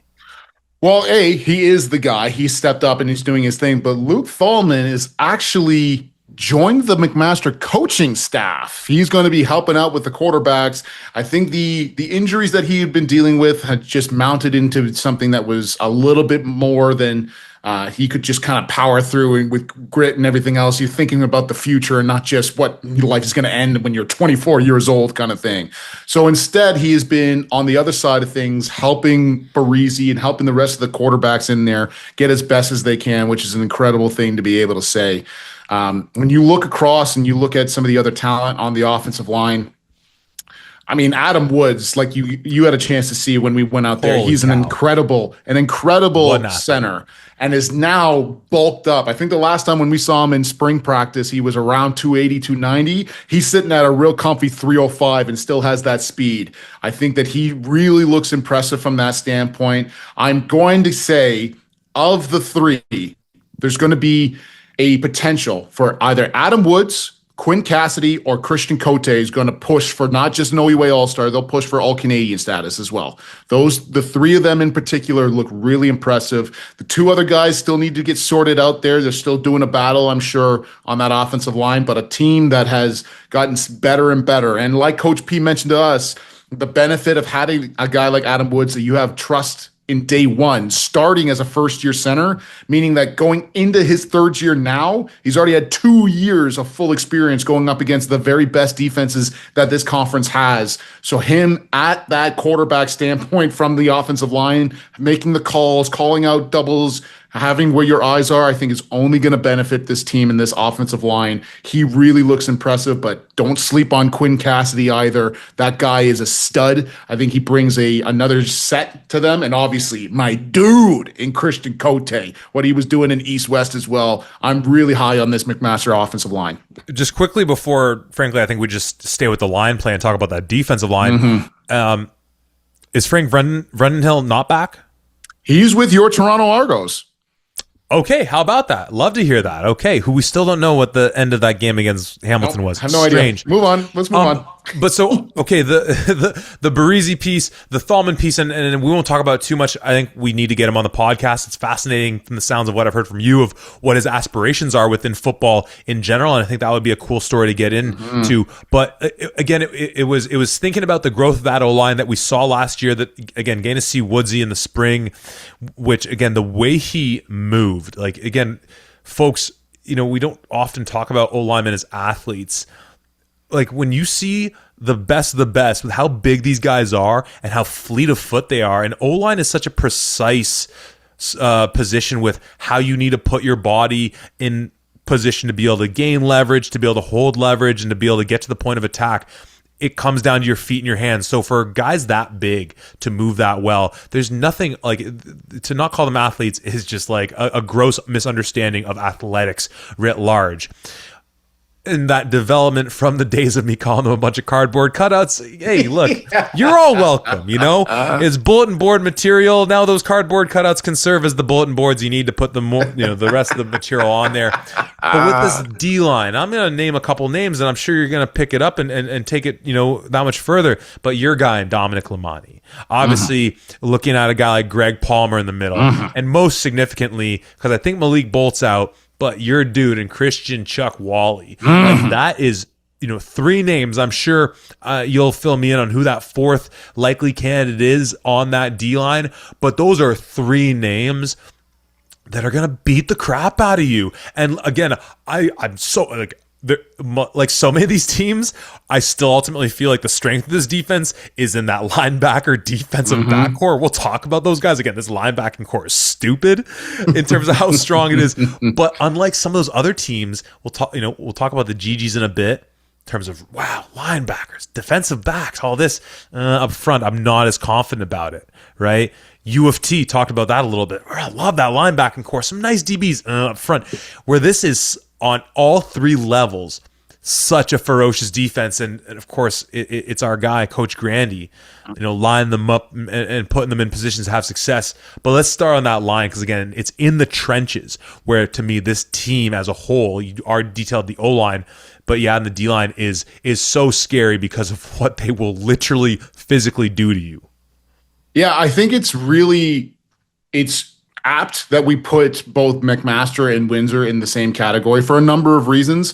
But between those two teams, those will be the teams fighting out for the best defensive line in the conference this next year. That's my hot take that's going into this. I mean, first, we put out our top 55 list. And for those of you who have been watching and been liking and sharing, we appreciate you as always. Go check out our Instagram. We're going to have more and more as that comes out. I got an issue, an apology. We had Dom Mamani at number 40. He's got to be higher than that. That dude has been moving like crazy. He looks real strong, real stout. To be honest with you, we talked a little bit about him. He had lost a little bit of weight, but he still has the power. He's got just enough to fight off a block in the run game, shed a tackle and get in there. Greg Palmer has been putting in the work as well. The two of them not only just doing their thing separately was incredible, but getting out and getting a chance to see one-on-ones and a little bit of two-on-two action, and the two of them doing a twist game together. Woo-hoo-hoo-hoo. It was incredible. Obviously, Christian Chuck Wally. He's going into his second year. He is taking a massive jump. He looks even better than what he showcased last year, and he was pretty damn good last year as well. On the other side of that, I believe I saw Nick Garcia and Ryan Broom kind of trading a couple of spots in there as well, and both of them are no slouches either. So very, very excited about the potential of this defensive line. Like I said, it's going to be one of the very best in the country. But man, you look at the guys in behind. Our dude, Tony Sostanovic. Yeah, that photo you sent me? I'm looking like a guy is ripped up, ready to go. Was he like an extra in the Odyssey or something like that? Like, holy cow. Tony, save some freaking, core work for the rest of us, brother. Fighting off the Cyclops by himself.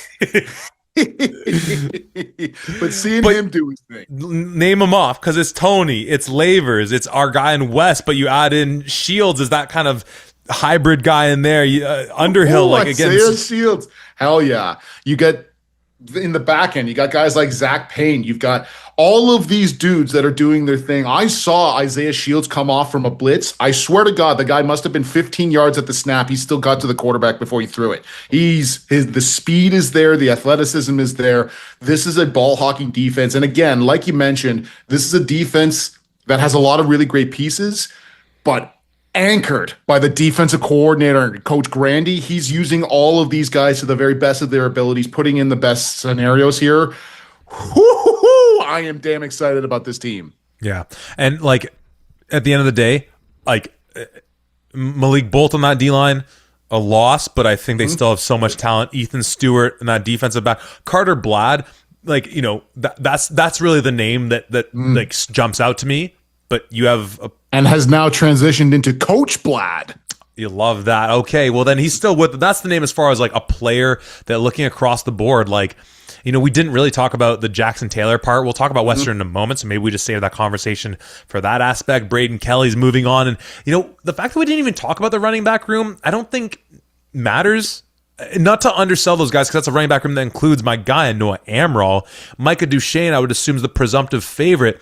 But it feels like a team offensively that with that O-line, and again, you brought this up when we did the Can West pod. I forget who we were making the analogy for out there, but of the 2019 Marauders, the thing I loved so much about that team was how like it was a team without an identifying main threat. But what Andreas Duick did so well was just spreading the wealth out. And frankly, like, I think this is a team where, and that makes it so much more deadly, where defensively, how do you prep for that? And they can just beat you in all sorts of ways. So that, frankly, the fact that we're not here being like, oh, and the number one receiving option who's going to be like top amongst OUA, or it's like, frankly, I don't think there's a skill guy on offense for them who, by the end of the year, whether in U Sports or definitely not in U Sports, and maybe not even OUA, where we're like top 5 in rushing yards, top 5 in receiving yards, top 5 in touchdowns. But when you go into the like 6 through 12, you're going to see a lot of McMaster guys pop up. That's sort of my take on them. And frankly,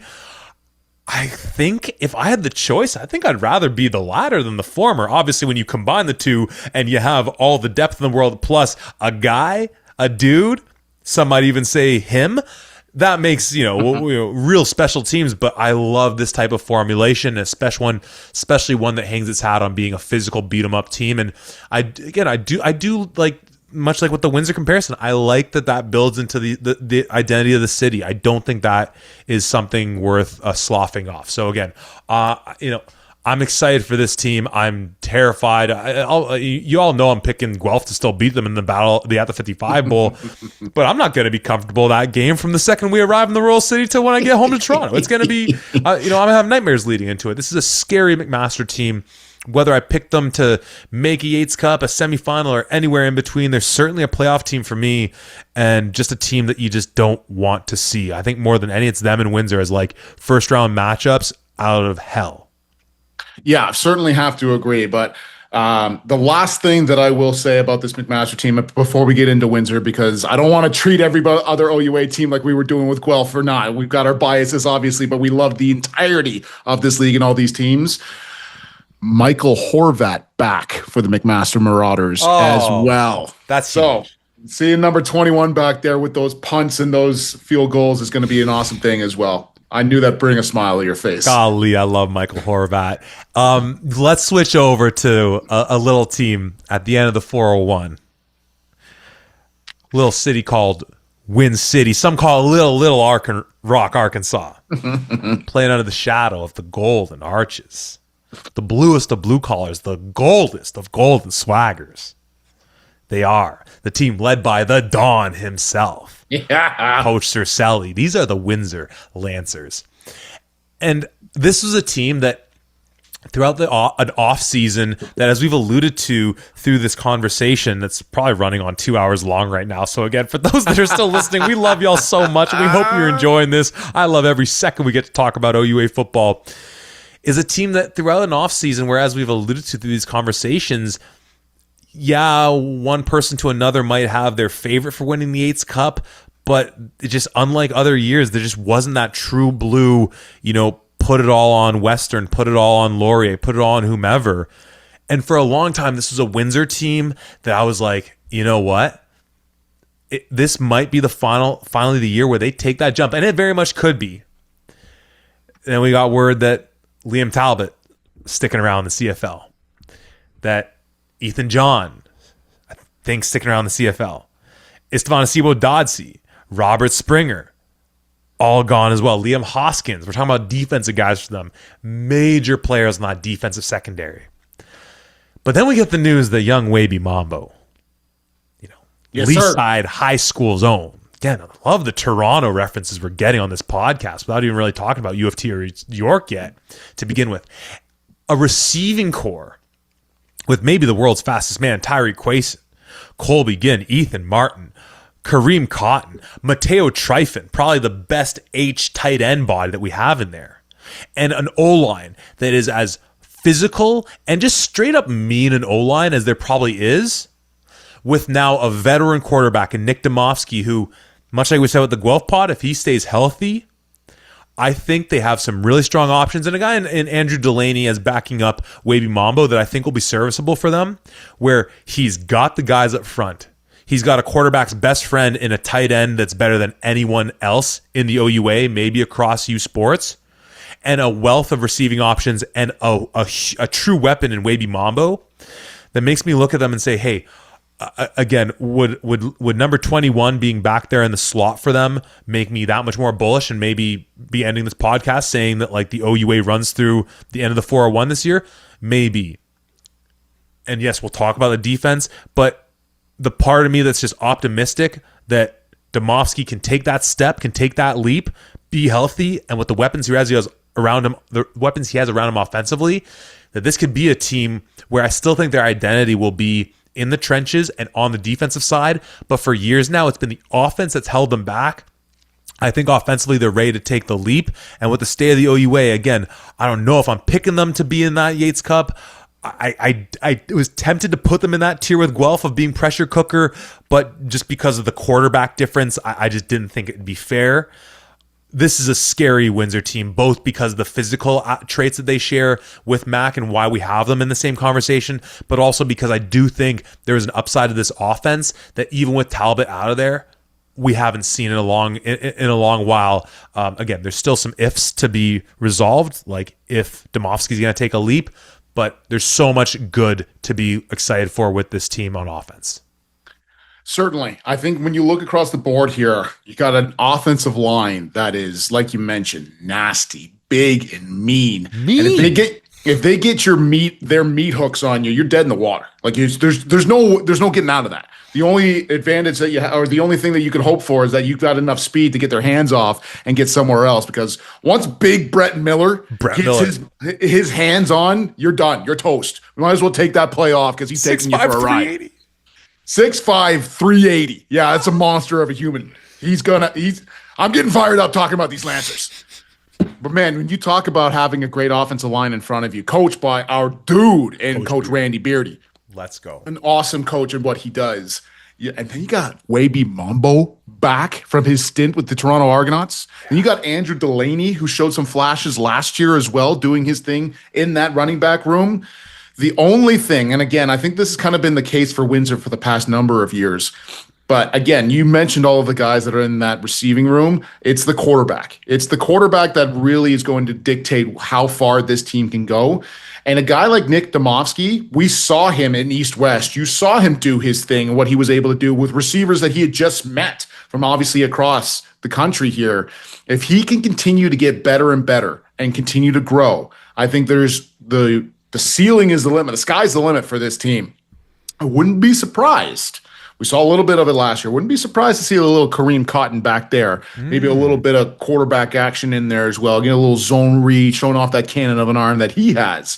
But again, him being so dynamic, you have to find a way to get him the ball as best you can. I think he's going to be in that. But again, we talk about our love for offensive line.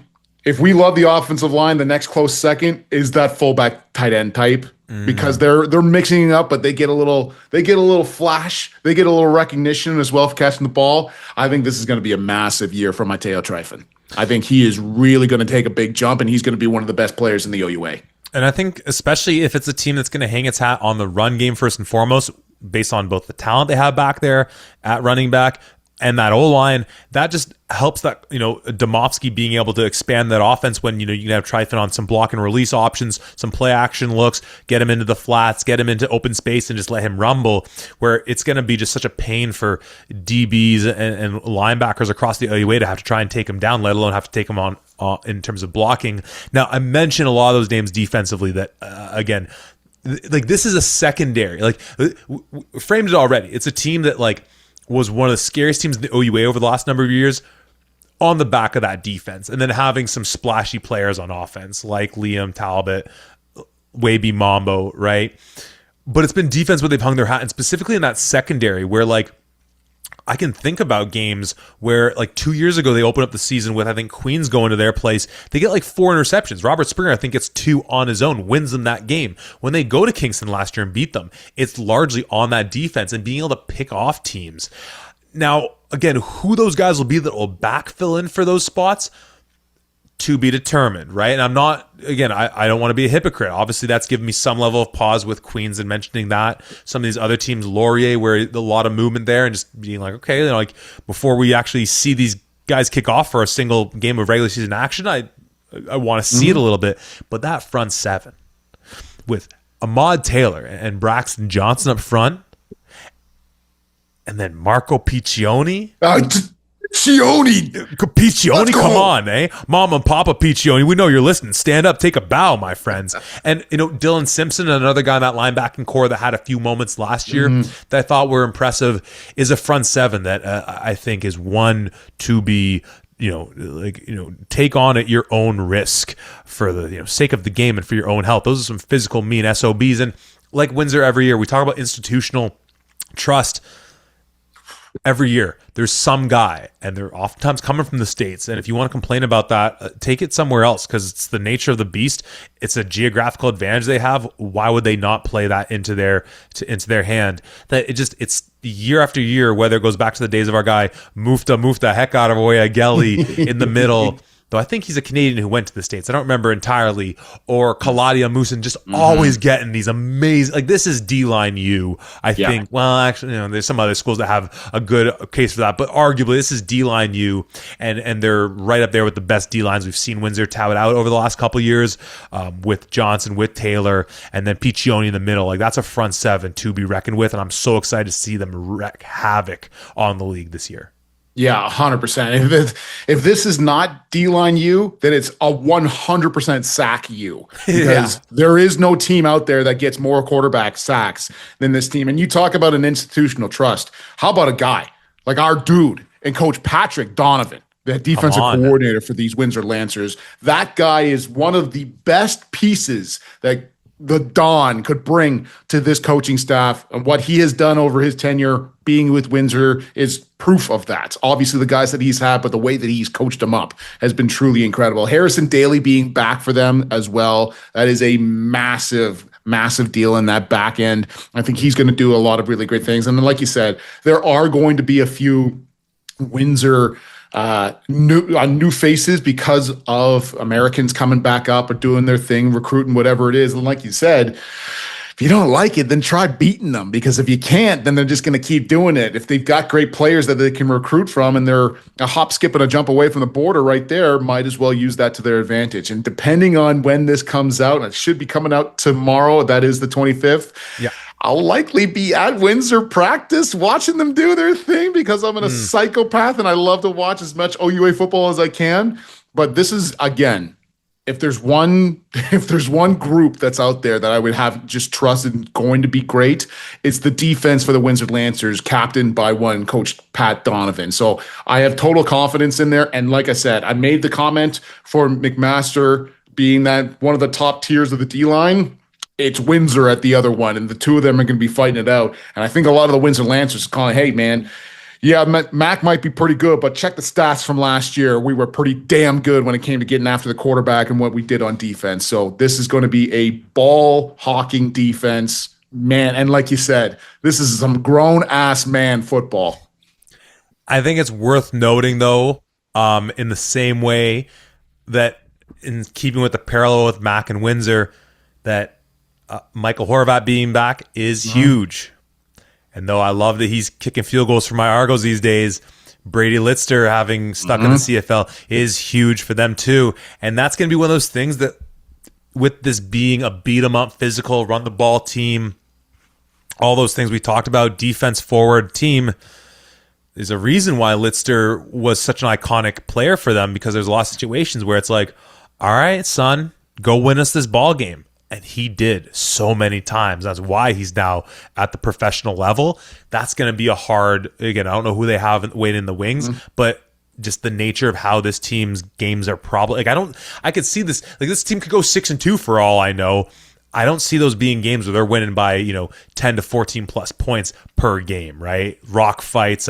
You had the iconic line of the highest scoring rock fight last year between, I forget which game it was, right? Windsor Queens.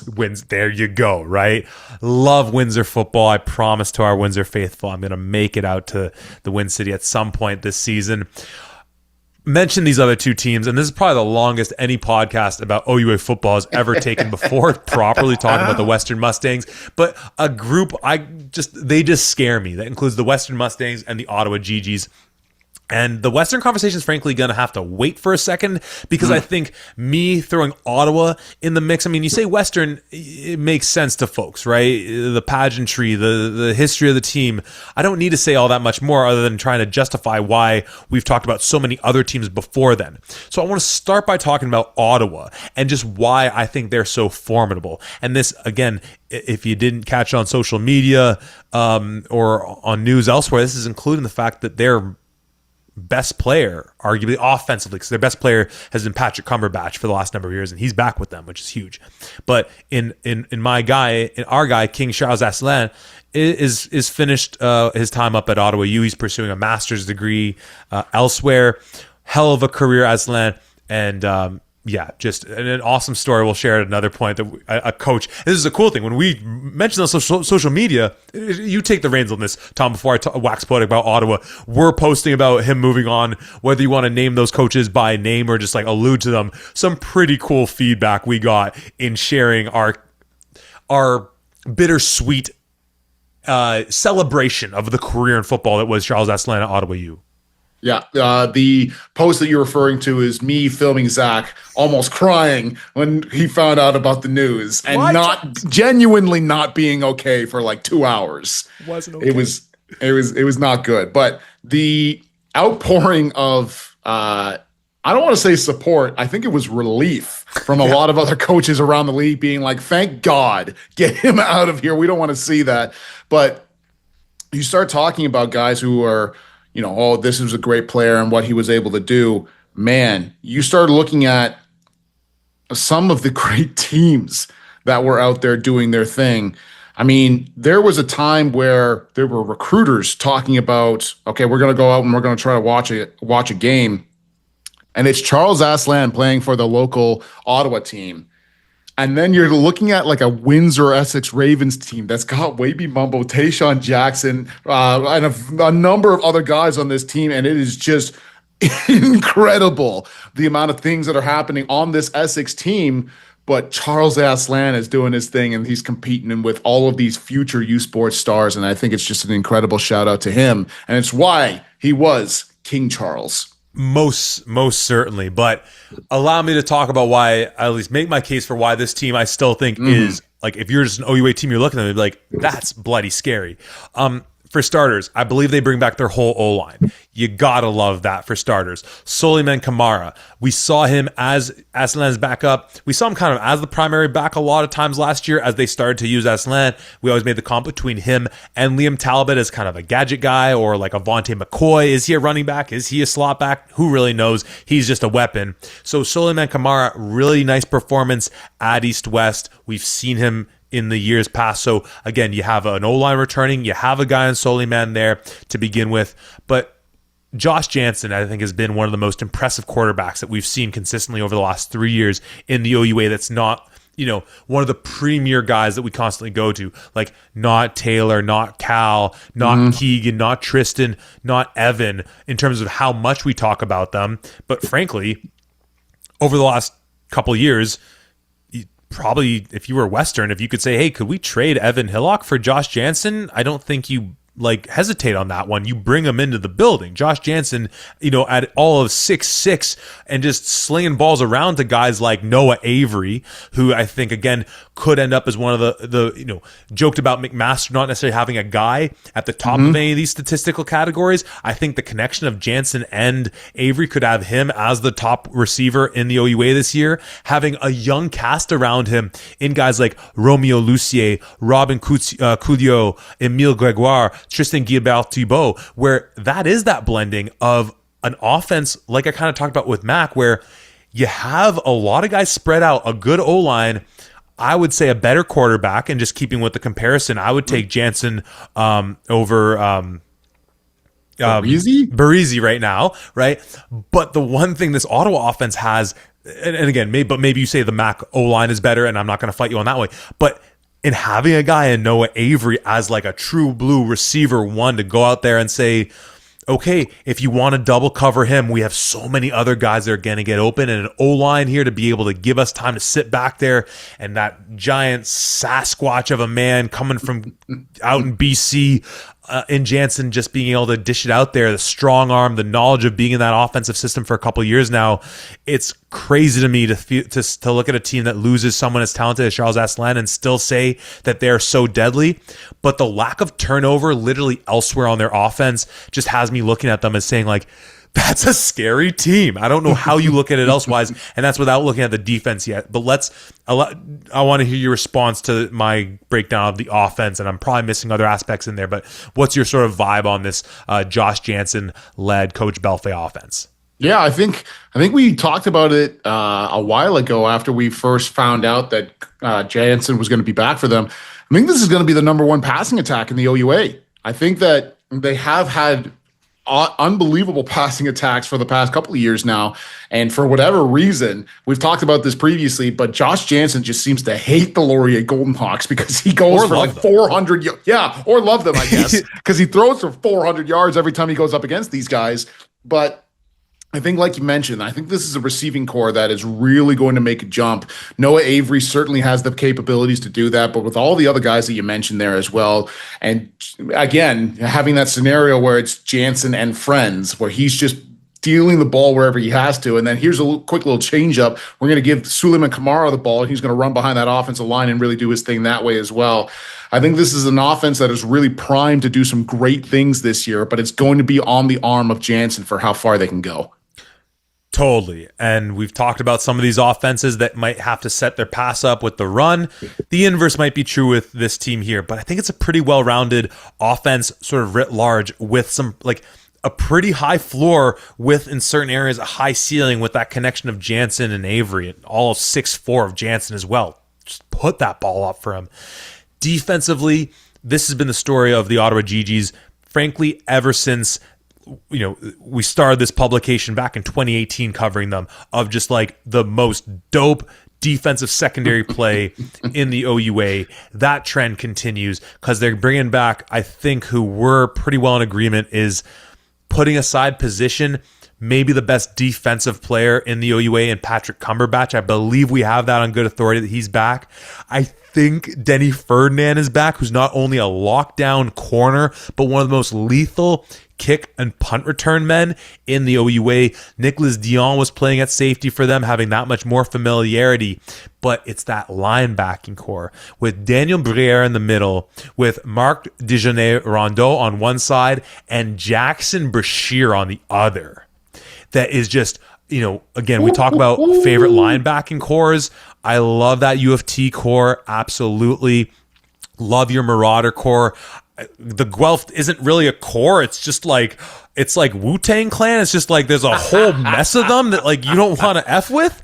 But as far as like a true like Will, Mike, Sam combo, Ottawa's up there with the best of them, and they're only getting better and not much experience. And some of those ball hawks in the secondary, it's up front though. This is the part where the MAC comparison gets lost, where I'm pretty sure Riley Hildebrandt is gone. Mm-hmm. And yeah, Louis Prince in the mix for them as well, but otherwise that is where it does have a feeling of not quite, I'm not making the exact same comp with U of T of being like, love the linebacking core, love the secondary, because I do think this Ottawa team just as a whole is just an elevated version of that. and obviously offensive as well. The comparison does not stick at all. But in a similar vein of being like, it's all well and good that you got Bruyere, you got Dijonay Rondo, and you got Brashear, but how many just linemen are they having to take on getting to the second level if that front level can't hold down their blocks? Yeah, 100%. But quickly before I go into the Ottawa GGs, at the very beginning of this podcast, which is like 3 days ago, we talked about, the face of the league or the feelings of the league or whatever else. This is the year of the linebacker. We went through all of the top 55 and we were stacking up. Okay, this is what we're thinking of for guys that are here. We had like 30 linebackers on the board being like, oh my God, these are all so incredible from across. This is the year of the linebacker. Yeah, and up there for what some of the best cores, exactly like you said, is this Ottawa GG's team. They look really good. Daniel Bruyere has been an outstanding addition to that defense ever since he's been there. Partner with Jackson Brashear and what he can do, and Mark Dijonay Rondo.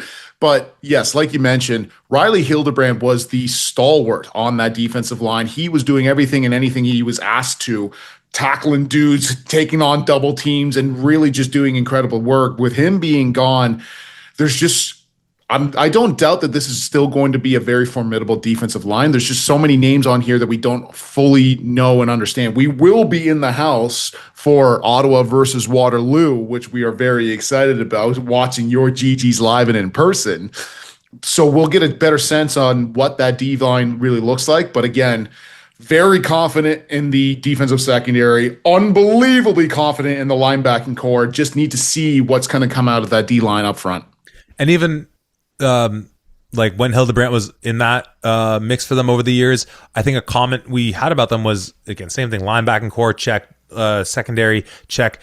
It's like, but who are your pass rushers? Like, who are your guys getting after the quarterback? Because like, obviously you talk about, you talk about coverage sacks, and this should be a team that should eat off of coverage sacks, but the numbers just haven't bared that out yet. So who knows?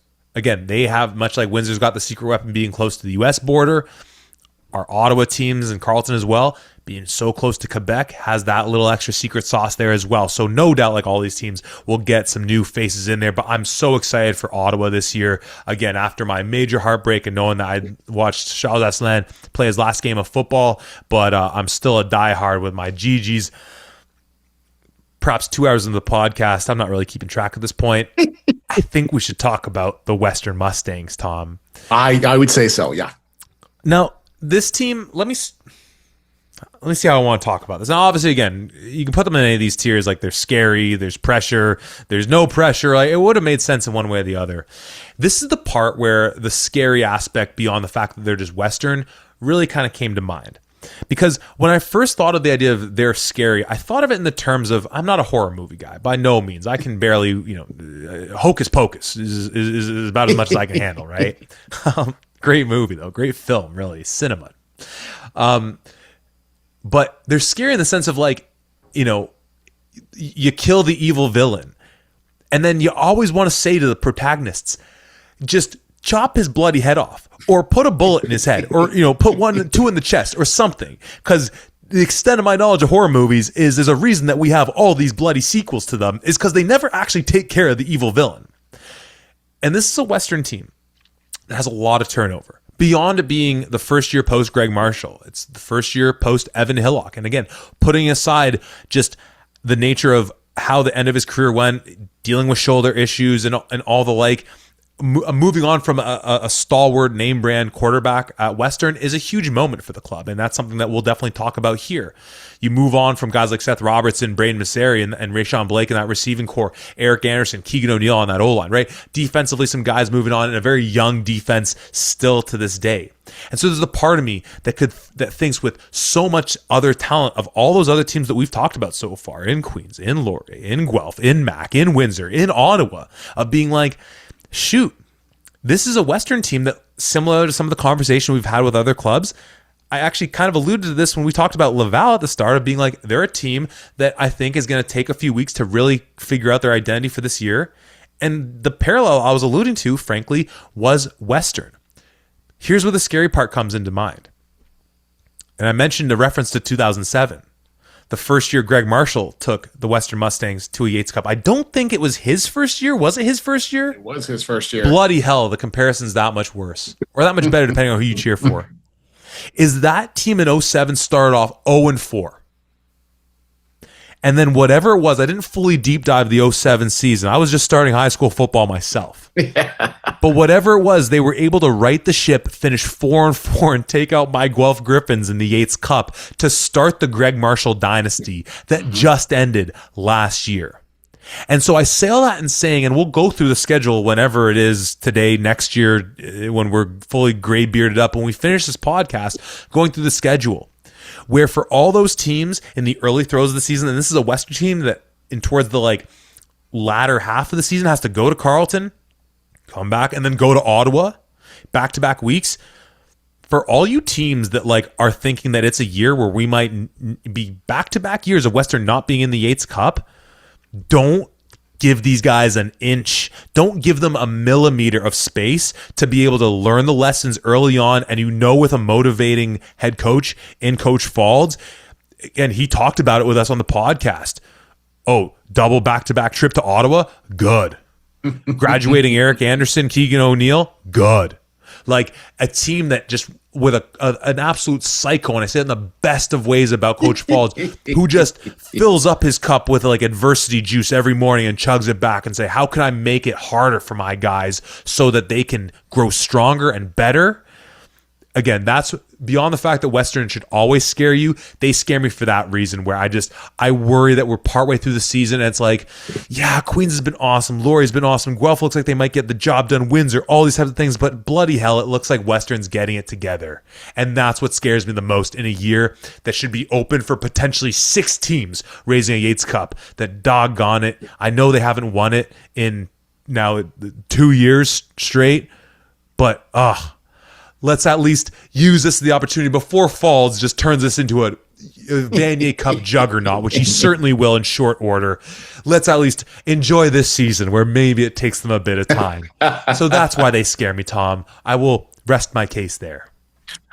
Yeah, this is you can never count out the Western Mustangs, and for damn good reason. They still have so many talented players that are on there. It's, of course, who would we be if we're not shouting out the offensive line that is always so damn good? Left tackle, you've got Brody Monroe. At left guard, you've got Brady Hitchin. At center, you've got Phil Cote. Oh. At right guard, Sebastian Cibol. Oh and at right tackle, Reed Cloutier. That is an incredible offensive line. And in my opinion, all of them could fight for All-Stars. But this year, the All-Canadian on that group will be Reed Cloutier. The right side of that line is stupid. Yeah. Please continue. Yeah, you're telling me. But then you start to look at in the back end, and Ethan Dolby back there, and then you've got Jack Kelly back there, and then you got Ben Cottrell back there, and then all of those guys that really look like they're going to add in and continue on in the incredible run game that Western always has. The biggest surprise, and I don't want to say surprise, but the biggest thing that I noticed was the biggest difference, let's say, is the quality of quarterback that Jerome Rancourt is. His improvement from last year to this year. Now, of course, that was still the Evan Hillock show last year. It was still his team and everything else. And so how many reps was Rancourt really getting? Because they were trying him out at that fullback position as well. There's only so many plays in a practice, so he's got to divide his time a little bit. Seeing him this past year in training camp, making the throws, trusting his arm, the touch on the ball was really impressive. Really happy to see what was happening there. And Ben Castleman is right there as well. He was a young guy that we really weren't sure, and even some of the coaches weren't sure where his development was going to be. But man, he has been right there throwing some absolute dots. And so with 2 quarterbacks that are damn good, and again, with a system like we've seen in Guelph that has a chance of working, this might be another scenario here. And again, the quote that I have from Coach Faulds in winter camp, spring camp, winter camp, whatever you want to call it, is he comes over to me. He goes, "Coach Gaetan Rochard, offensive coordinator, the cuffs are off. This is his offense. This is what he's going to be able to do, how he's going to be calling things. Trust, it's still going to be a Western Mustang offense, so they're still going to be able to run the damn ball. But there's going to be some new things that are going to be happening here. There's going to be new names in that receiving core, because not just Evan Hillock being gone, but Seth Robertson being gone, Braden Masseri being gone. A number of guys in there obviously need to make their statement. Jackson Taylor coming over from McMaster, certainly going to be one of those guys as well who's going to have his name out there. But this is going to be another year for a talented Western team, certainly on offense as well.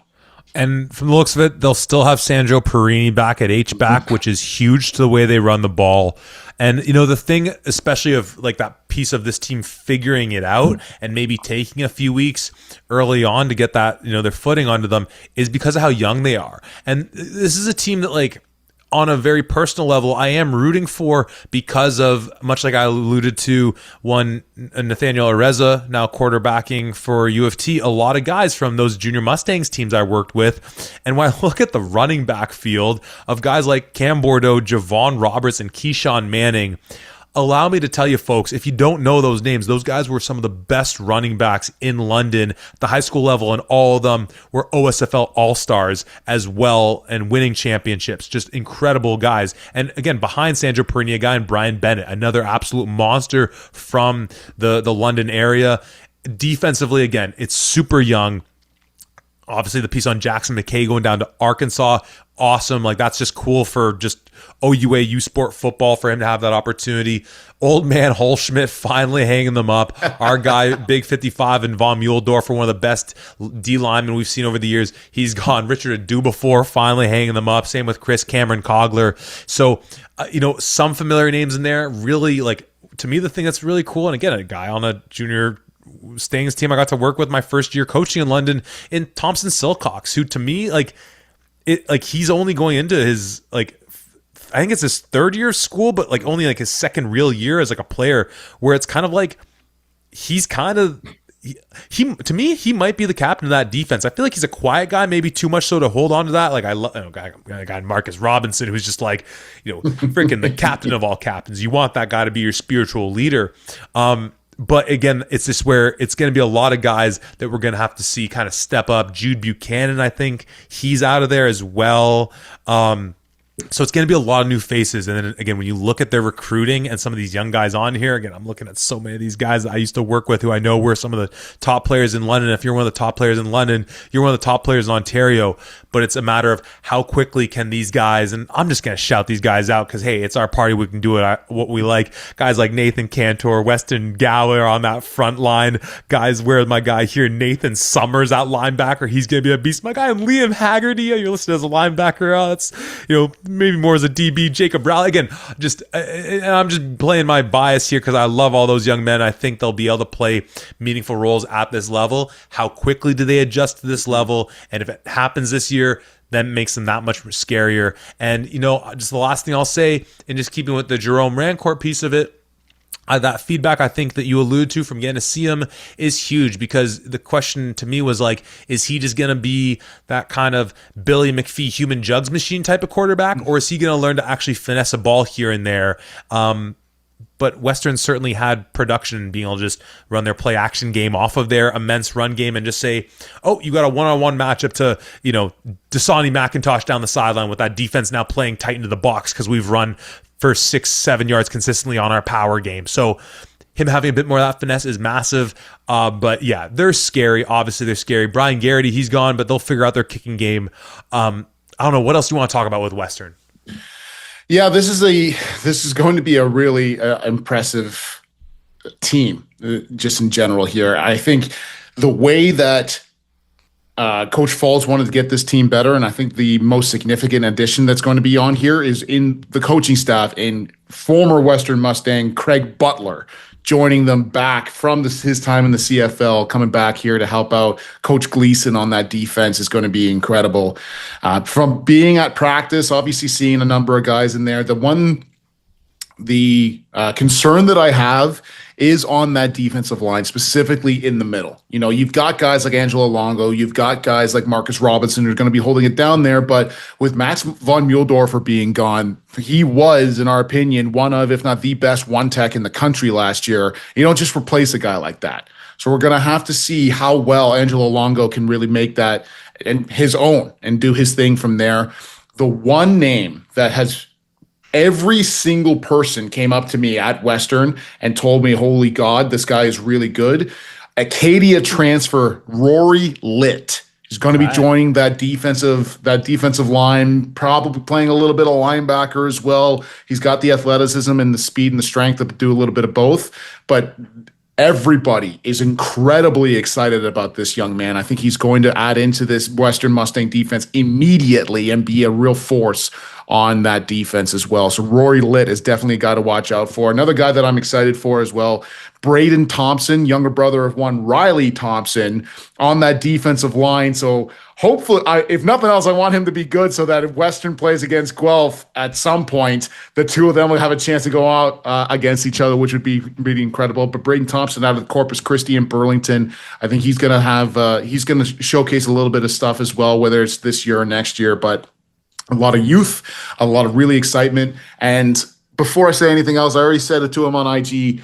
Thompson Silcox, I'm so sorry that we spelled your name Thomas Silcox on our top 55. Oh, who did that? It's Thompson Silcox, my man. But he's going to have an incredible year as well. Surrounded by turkeys here. Speaking of turkeys, no, I'm kidding. Folks, if you're following along, Tom, you loved that one, didn't you? That was a moment just for my man, Tom Sterling. We have talked about 7 teams, and I feel pretty confident that those are the 7 teams we're going to see in the Yates Cup playoffs in some order, whether we want to get into that. I mean, we've been going for quite a while here. But the next team I have, that I don't have a complete missing the playoffs tier, because I do have one team that I was just part of my love for, particular my guy on this team, putting them in a little crash the party tier. As like, if not those 7, who's the one to make the jump? And of the 4 we haven't talked about, the team sitting and crash the party are Coach Corey Grant's Carleton Ravens with my guy and Elijah Barnes, who, I said it years ago now that I thought this was a future MVP. I said it earlier in this podcast. I think if he started more consistently last year, almost regardless of the success he might have gotten, just being able to see him grow a little more consistently and then have the confidence coming into this year that he's going to be their guy still. I think there's an argument that much like how Trey Ford didn't necessarily have the team success, but was, as we kind of talked about to start off, still the face of the league. Clearly, I don't think Elijah's on that level of talent for sure. But again, just the point being of you don't have to be in Yates Cups and winning in playoffs all the time to be considered the face of the league. But they're the team that, of the 4 we haven't talked about, I mean, we talked to UFT a little bit, that I think has the opportunity to be able to, again, as I alluded to, crash the party. It starts with Elijah. We talked about Tristan Reddy being out of there, but then the question is Frederick Hatchie ready to step up and be that number 1 guy? And again, a running back field that I think we talked about this, Joey Marcotte joining the Rouge et Or, but still some guys like Matthew Morin and Ethan Roca and Keyshawn Reed. And last thing I'll say before passing it to you, very similar to, we said this about Ottawa, but specifically when, I was saying not so nice things about that McMaster O-line a couple years ago, I was simultaneously being kind to Carleton and saying a lot of first, second year guys on this O-line and this, that, and the third.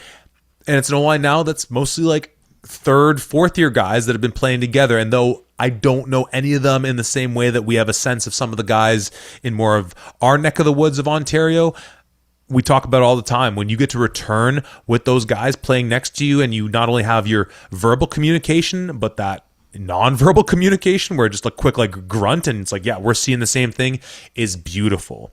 So I'm hoping that it's Mr. Barnes to start off the season for them. I think this O-line could be serviceable for them and give him time, and he can make a lot of hay with his feet, which can help out an O-line if they're not your best. And again, losing Tristan Reddy, but perhaps with Hatchie ready to step up and some weapons on offense, that makes this a team that, while, again, everything else being equal, I still have them on the outside looking in. But I think, use that word scary a bit, could scare some teams and has the firepower to potentially maybe crash the proverbial party, as it were. Certainly. And before I really get into the Carleton side, I just want to give a shout out in general, and then I'll bring it back down, but shout out in general to all of the parent groups across the country. They are incredible what they do. They've been getting more and more involved since we started playing, and I think they arguably might be no better than the ones out at Guelph and with the barbecue and everything else that they put on. They are incredible. But one of the incredible things I had a chance to do when I was down in Western was run into some of those parents. And I had a chance to speak with some of them, and they are unbelievable people, phenomenal. Gave me a freezy on my way out, which you love to see it. But I won't name names because I'm not sure if they would want their names on there. I did catch a little bit of flack because they were saying, your guy in that quarterback up in Carleton, I'm sure he's going to be number one on your top 55 list and everything, being like, a little bit of Western Carleton kind of thing going here. They go, well, no, we're for former Bishop Tonus and the Bishop Tonus STM rivalry in Hamilton. That runs deep, baby. That runs deep. Love it. So I just had to make sure that I called that out. Shout out to the incredible people over at Western. You know who you are, and I can give you a shout out if you want me to, but you're incredible. So again, we've been very high on this Carleton Ravens team before, and they've shown flashes of why we've been so high on them. Our guy in Elijah Barnes routinely throws for like 300 or 400 yards a game at times, and then can struggle at certain times. And then you see certain guys really pop off, and then they come back down again. I think that, like you mentioned, we've seen this before with Carleton, with losing Kasim Ferdinand, and then having Tristan Reddy pop in. And if he did come back, he was I think, either number one or number two receiver in the conference, potentially in the country, with how well he was doing, despite having both Tristan Lefebvre and Elijah Barge throw to him and still have the numbers that he had. I think this is Hatchie's year. He's going to step up and he's really going to take that over. And I think that receiving room is going to be great. Nash McDonald might just be the human highlight reel. He was on TSN when he was in high school. He was on TSN with that crazy catch against McMaster in the last game of the regular season last year. So I'm only expecting that group to get better and better. Again, like you mentioned, don't really know the offensive line all that well for Carleton. We're going to have to see who comes out against York at the week one of the season here. But yeah, this is, again, we were talking about it with Guelph. How many more times can we talk about the potential of this team before you actually start turning that potential into wins and you start getting into the playoffs? Most certainly. And as well, Dante Spadaccini, another guy in that receiving core that showed some promise last year, and only looking to see how much he can elevate his game, much like all those other guys you listed, now having a larger role with Reddy having moved on. And Nash McDonald, human highlight reel extraordinaire. Defensively, not a ton of movement. L. James Agamudo, he's graduated out. Unfortunately, like, his career, I think, was riddled with a lot of injury where we didn't see him in, but a big loss nonetheless. On the front end, Tucker Burke out. Again, a team that, like, since the days of Kenny Onyeka, like, hasn't really had a D-line force. I'm probably forgetting some names in there, but, like, overwhelmingly hasn't been a front four that has been, our guy Michael Lightbody, obviously, shout out to that young man. And a defensive back core, though, that still touts, hopefully, knocking on wood, now a healthy Schneider, Kave Phillip, Megawatt, who I think we got word from Coach Grant.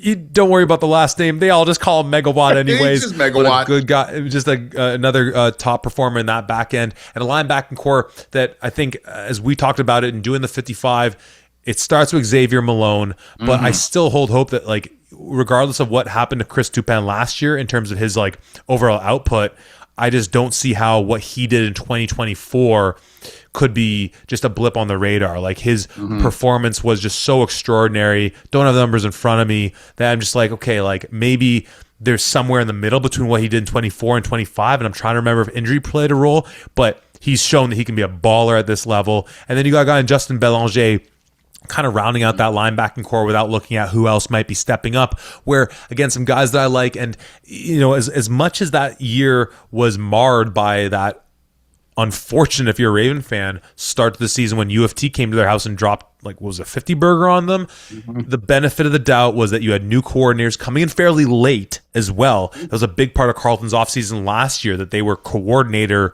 less for so much of that offseason. And so, again, a benefit of the doubt that they were able to get their guys in, and it was going to take some time. And it was just frustrating for us because, we had such a confident belief in the talent they had there, especially in Elijah, and then with guys like Tristan and Frederick around him, and some of those running backs that just felt like it's malpractice to let a year like that go. I hate to say wasted because that's just the wrong mindset to take it, but I think you understand my approach. Mm-hmm, so again, a team that if things click, again, defensively, I probably have some more questions than anything on that front line. It seems to be a bit of a trend as much as it's linebacker. You maybe who's our, we're at maybe a dearth of those great D linemen of maybe a few generations, a generation bygone or something. Obviously, there's still great D linemen. Don't get me wrong, but I feel like we're now that linebacking you where there's definitely spans of time where it was the D line is just star stud on all these teams. So again, offensively, if it's number 8 there from the start of the year, I will be confident that they will get the best out of what that offense can be, and if they can score enough to let their defense figure it out, and if that linebacking core can do what they should be able to do with guys like Cave Phillip, and of course Jake Henderson is another ball hawk in that defensive halfback area. I think this is a team that can be competitive in some games. I think should be able to score a lot of points, but whether they end up winning more games than not, it's too early to tell. But they're the one team that I have not in the playoffs that I would be if not those 7 we talked about, who's going to be able to fight their way in? It's Carleton. Yeah, I would certainly agree with you here. And it's honestly one of those times where we've been hurt so often, Carleton. We've had our faith just taken away from us. We've had total confidence, and then it's been shattered. So we just want to see something. And there's some dudes on that defense that you called out as well. I don't need to go into any more detail because you did a beautiful job of breaking all of it down. But again, it's kind of it's the time, guys. You've had your chances, you've had your things. Let's put it all together. This offense should really be popping off. This defense, I think, has a lot of really great pieces here. Let's see you put it all together. That takes us to our final tier. What I even call this tier? I know in the past we've used names like the nothing to lose or what have you. I can't even find my notes. We've been something to prove I landed on. Doesn't really matter. It's Waterloo, it's U of T, it's York. And frankly, I don't really want to talk more about U of T. If somehow you made it to this part of the pod and didn't hear the front of the pod, go listen to the front of the pod where we talk about U of T already. So that part's covered. Again, some stuff that we like, but just in the landscape of the OUA, not enough to make enough noise to sniff the playoffs, I don't think, for this year. Tom, dealer's choice. You want to talk about the Waterloo Warriors or the York Lions first? To be honest with you, the team that I'm excited for and I think could kind of be in that same realm of Carleton and trying to push, I think it's Waterloo. Waterloo. Lead, yeah, friend. Man.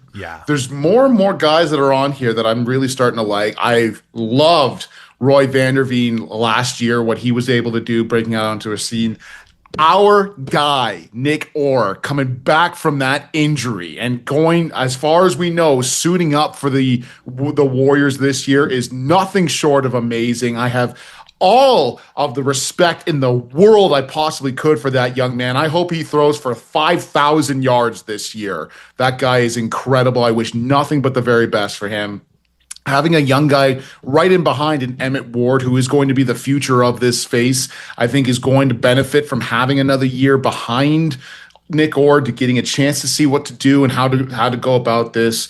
I think when you look across in that receiving core, guys like Logan Haru, who I'm expecting to have another bit of a jump up. I mean, I see another Basiliga in there if he can start to do what his brothers were doing in there. Man. I think we're going to be just fine. And as well, an offensive line that was very young last year and is still going to be young this year, but I think is going to improve as well. I don't know. I like this Waterloo Warrior team, and I can't tell if it's just I want them to win or I think they're going to win, but I think they're going to be competitive in more games than they're not.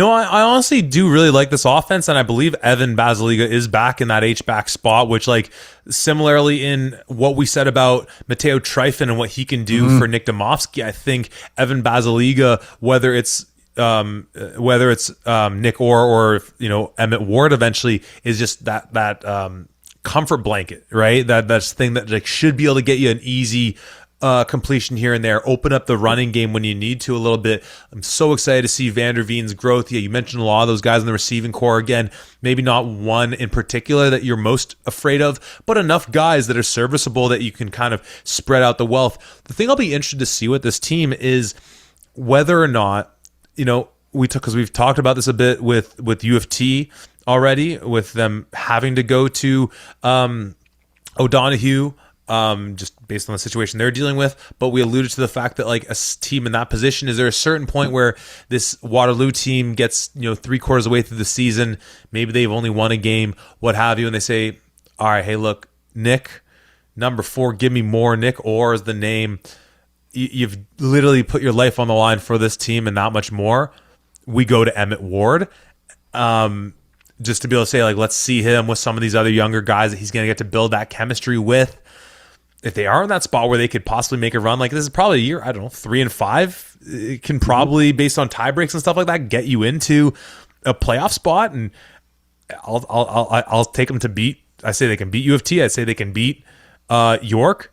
Again, say they can. I'm not necessarily picking them outright at this point. And then depending on what we see from Carleton, like that would be the pathway for these guys to be able to sneak in that spot, and that would still involve a lot of other weird stuff happening with the teams ahead of them. But again, whether they just pull the chute and say, you talked super highly about Emmett Ward last year, obviously when we saw him, go into some action with what happened with Orr.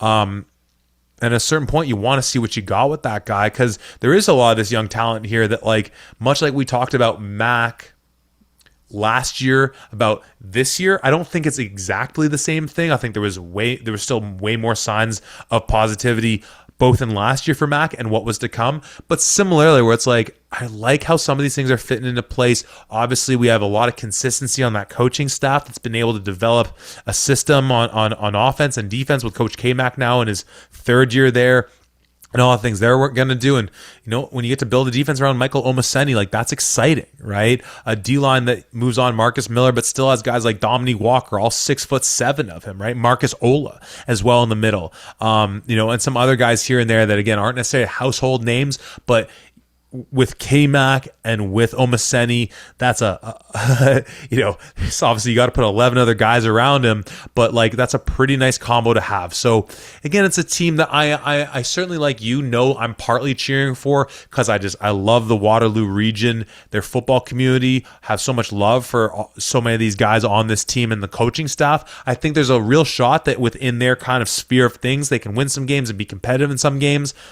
The big question for me is, at a certain point in the season, do they maybe just say, we're going to go into Emmett Ward and see what we have for the future? And in which case, at that point, you're probably, any low percentage chance you were going to make the playoffs. Nothing against Ward, but just in terms of where he's at right now compared to Orr, you're essentially at that point waving the white flag. But again, I'm okay with that, because this isn't a year where I'm saying, shoot, Waterloo, you haven't been to the playoffs in a minute, you better get there, because to me, it's just not in the cards. But that doesn't mean they can't be an exciting team to see continue to grow for all those reasons that we've said. Yeah, and I very much like this defense. A guy that we talked about, stalwarts, and somebody that we would trust from an institutional level, that is certainly K-Mac with that defense and what he's going to be able to do. He's a hell of a recruiter as well. So there's a number of guys on here that I think are going to be dudes. Whether or not they're a dude this year or not, that's obviously up for debate, or we'll see what kind of happens from this. But from the defensive line standpoint, of course, we've talked about Dominique Walker, the potential that he has and the size that he has. We'll see if he can put it all together here. My guy that I actually coached at St. Jean de Brebeuf, shout out Brebeuf in Hamilton, it's Josiah Aqua on that defensive line going into his 2nd year as well. I think he's got a lot of stuff to showcase in there, to add in there as well. I think that we talked about this is the year of the linebacker, and we've listed off some incredible names. The very best one might just be Michael Omaseni. And that is an incredible thing to be able to say, because when you look at Xavier Malone, Jackson Bashir, Tony Sestanovic, and all of those dudes that we've mentioned throughout this like 3-hour long podcast, to say that he is the outright or the favorite, I don't think is that hot of a take. I think what he's been doing with this Waterloo defense has been nothing short of amazing. Also, shout out from my alma mater at Assumption in Burlington. Love to see that as well. Brother, I was literally just going to be like, tell me where you went to high school again. I love it. We're on the same wavelength with that. Yeah, no, he's a beast. And if nothing else, it'll be just awesome getting to watch him again. And you go back to that game against U of T last year, week 2, coming down the wire, the Evan Astolfo, record-setting game-winning field goal, where the thing that was just so impressive with that one, and I still don't think we really got to talk to K-Mac about it, but was coming off of what U of T did against Carleton, where Waterloo was literally be able to say, all right, fine, you want to run this like crazy 5R spread offense, just chuck them down the field. We will cover up your Rex and then some, and we will trust the 4 we have up front with just Omaseni behind them, and any semblance or attempt at a rushing attack or quarterback scramble, something or other built off that passing attack, will shut it down. Still one of my like favorite performances we saw all last year because of just the situation of it and our kind of interpretation of where that all came from. Waterloo, we love y'all. It will certainly be at a bunch of those games. We'll be at the first game when you host my Ottawa GGs. Let's wrap this up, although I think there's more things we'll talk about afterwards. But let's come to the end of the line and talking about the York Lions. A team that for the past 2 seasons was knocking on the door to make the playoffs, had a really formative defense. Your guy Foxy Noxie, and building it, of course, around Brody Clark and Peyton Ryder. Clark, of course, who missed pretty much all of last season due to injury. And then the excitement last year of Keegan Hall joining the mix, and what Nicholas Adair was going to do there, and all these guys, Avonte McCoy in his last year, and it didn't come to fruition. And we can go through those games and talk about, but they were close in this one, or you know what, in that Guelph game, it really came down to the wire, and that's really true. And it's still another year they didn't make the playoffs, and I love Coach Janke. This isn't anything on him, his staff. I just, based on who we know is coming back from this program, I have less confidence in them going to this year than, frankly, I did really the last 2 years, and especially last year with the excitement of Keegan going in there. Obviously, with Coach Janke, a lot of his philosophy in building this program has been bringing guys in from out west in the CJFL, and a lot of those guys have been promising players and have played big roles for them. And so, again, that's sort of their little trick, if you will, the same way that we talked about Windsor being so close to the border with the Americans and the Ottawa teams with the guys from Quebec. What York's been able to kind of make their own thing, which frankly we've talked about a lot. I actually do love this, how Janke's been doing it, because they're not going to win a recruiting dogfight within Ontario against these other teams. They're just not right now. And so if he's been able to uncover with his own past football life this pipeline to CJFL players to funnel some juice into this program, and then once you get a bit of that juice, maybe then you can do a bit more of that recruiting locally to build it up. Honestly, the more I've thought about it, the culture piece that we've talked about, I don't necessarily take back my thoughts on that, but I think, again, it's just that thing where if you try to play the Westerns and the Queenses and the Lauries and the Guelphs on and off the field where they're at, you're not going to be able to compete with them. So changing it up a little bit's huge. Frankly, the biggest things I'm excited for York were the additions to their coaching staff this year, which we can talk about. But as far as the guys on the field, I don't know who their quarterback's going to be. I don't know who their starting running back's going to see. Obviously, I still like some of their receivers in there, but who's getting them the ball? And defensively, it's a shell of what it was the last couple of years. And I think that's, I'll be fascinated to see who fills in those gaps, and I'll be excited to see what promise they might hold. But for this year, I can't go in looking at this roster right now and saying I'm all that bullish on what they're going to do. Happy to be surprised, though. Yeah. Excuse me. The feeling that I've been getting, and I haven't been able to make it out to a practice with York as of yet, but I've had some friends and some people that have, and they've kind of shared what my thoughts kind of were of this year, where tons of talent, lots of speed on the field, don't know about the bigs. Don't know about the offensive line, the defensive line, and that's something that York has struggled with for a number of years. Obviously, our guy and Brandon Davies Lions, obviously graduating off from that offensive line and doing his thing elsewhere. I think, like you mentioned, I think the biggest draw to York right now is that coaching staff. You look at Dexter Janke and what he's been doing. You hear what the players have to say about him. They love this dude and what he's doing. Foxy Noxie as that defensive coordinator certainly might be a little controversial amongst a lot of the folks in the league, but you cannot deny the fact that he does a great defensive coordinator and he recruits his ass off. Then you've got Jamie Cook, who was the engineer behind a lot of that outstanding passing attack that U of T had last year, and I'm sure that he's bringing a lot of those concepts to York this year. And lastly, the newest addition and probably most exciting, Fraser Sopik being the special teams coordinator for this group as well is an incredible thing to be able to see. So regardless of what happens this year or not, I still think that they've got a lot of talent here, certainly, but we're going to have to see new faces and new places and how they're going to put all of this together. The youth and the excitement on the coaching staff here and the guys that they have, the potential that is there, I think is going to make York have some real momentum going into recruiting and whatever else. I'm not overlooking this entire year by any means. There's just a lot of new faces. Obviously, Brody Clark was the real heart and soul of that defense. And losing him, what's that going to mean? Is Peyton Ryder going to be back this year? Sterling May, Jaden Dix off of that defensive line. There's a lot of really prominent names that are going to be gone from here. So new faces, new teams, new places. We're going to have to see what York is going to bring to the table when they face against Carleton in week 1. Two more names you didn't mention there that are worth noting as far as the coaching additions and the youthful coaching additions.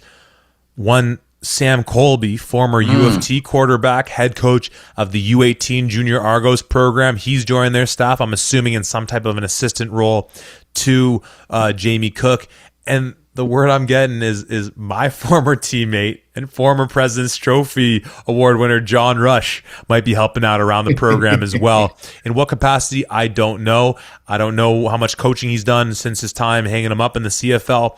But again, just being able to have that type of presence on the staff, I think is fascinating to say the least. Yeah, obviously you mentioned Brody Clark's name. You know what? I'll be excited to see Austin Daisy this year because he had to fill in a lot for them over the last couple of years with Clark being injured. He's a guy that I could see just getting 60 tackles this year, a lot of out of necessity with arguably there not being a ton in front of him and arguably no one else who's making those tackles if this team is going to make tackles, and I'm sure they will. It's just a matter of who, as you said, a lot of youth, a lot of athleticism. We've seen it year in, year out, even before Janke's time there, as being a team that sends guys to the combines. Like, they get great athletes into that program, and I think they have a guy in Janke who can now channel all that, who can actually formulate an effective system as he continues to build his coaching staff and his identity. It'll come. It's just not there just yet. Tom, I'm now very much reminded of why over the years we have broken up our OUA podcast into different tiers and then podcasts for those tiers, even though we expand our coverage to all of U sports. In the future, we might have to still do that for the OUA, but I'd say great job by you as always. Do we want to do a schedule dive? So I think we've gone long enough on the podcast. What I do want to say about the schedule right now, we have a few tentative dates for our game day live setups that we want to make sure that we are running everybody through. So whether you can make it in person or not, you will see our beautiful faces.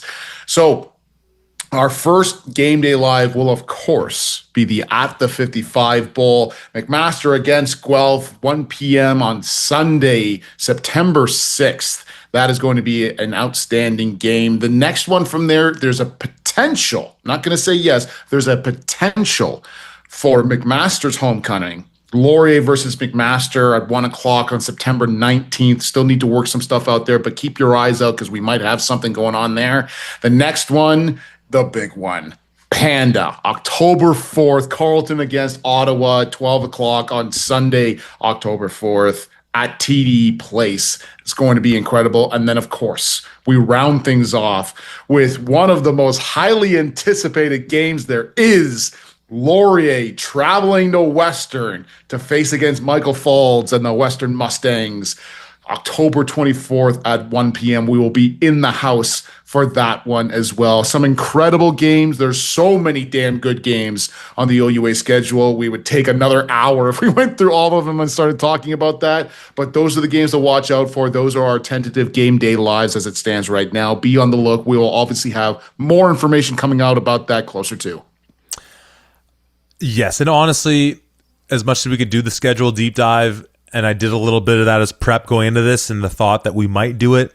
In the years past when we've done best case scenario, worst case scenario, if you've been following along and if you're on the similar wavelength as we are with the OUA this year, you might understand where when I went through that exercise, there was a lot of teams where I'm like, best case, 6-2, worst case 4-4, because I really think that's how it's going to shake out this year with how competitive and how parity riddled the OUA is this year, which frankly, bringing it back to the first conversation, whether there's a face of the league as a team or as a player, honestly, the point that remains is OUA football is back and it's arguably as best as it's ever been. And again, by the time this is coming out, we will be 3 sleeps away from the kickoff of the OUA schedule. Tom, amazing job by you as always for everyone tuning in, however you're tuning in, watching, listening, wherever. Thank you as always for being part of this journey. That officially brings us to the end of the off-season or preseason content because this will be coming out on August 25th, pardon me. We're recording on the 24th. And on the 26th is the week 1 preview for the OUA season. The other conferences, they don't start off until week 2 of the OUA season. So that'll be when you get the C to C content setting up that week, smack dab in the middle of our week 1 review from OUA in the week 1 and then our week 2 preview. We are so back. Hey, I gave a little shout out to my own high school football program. Tom, of course, shout out to your Assumption team out there with Michael Olmaseni and all the other vets repping it at the next level. To everyone kicking off their high school season, training camps, equipment camps, whatever you're doing, all the love and respect to y'all. Best of luck this year. We can't wait to be seeing you guys at these games. We'll, of course, keep you updated on where we're going and when. We can't wait to be setting up the first week of action tomorrow. Right here at the 55.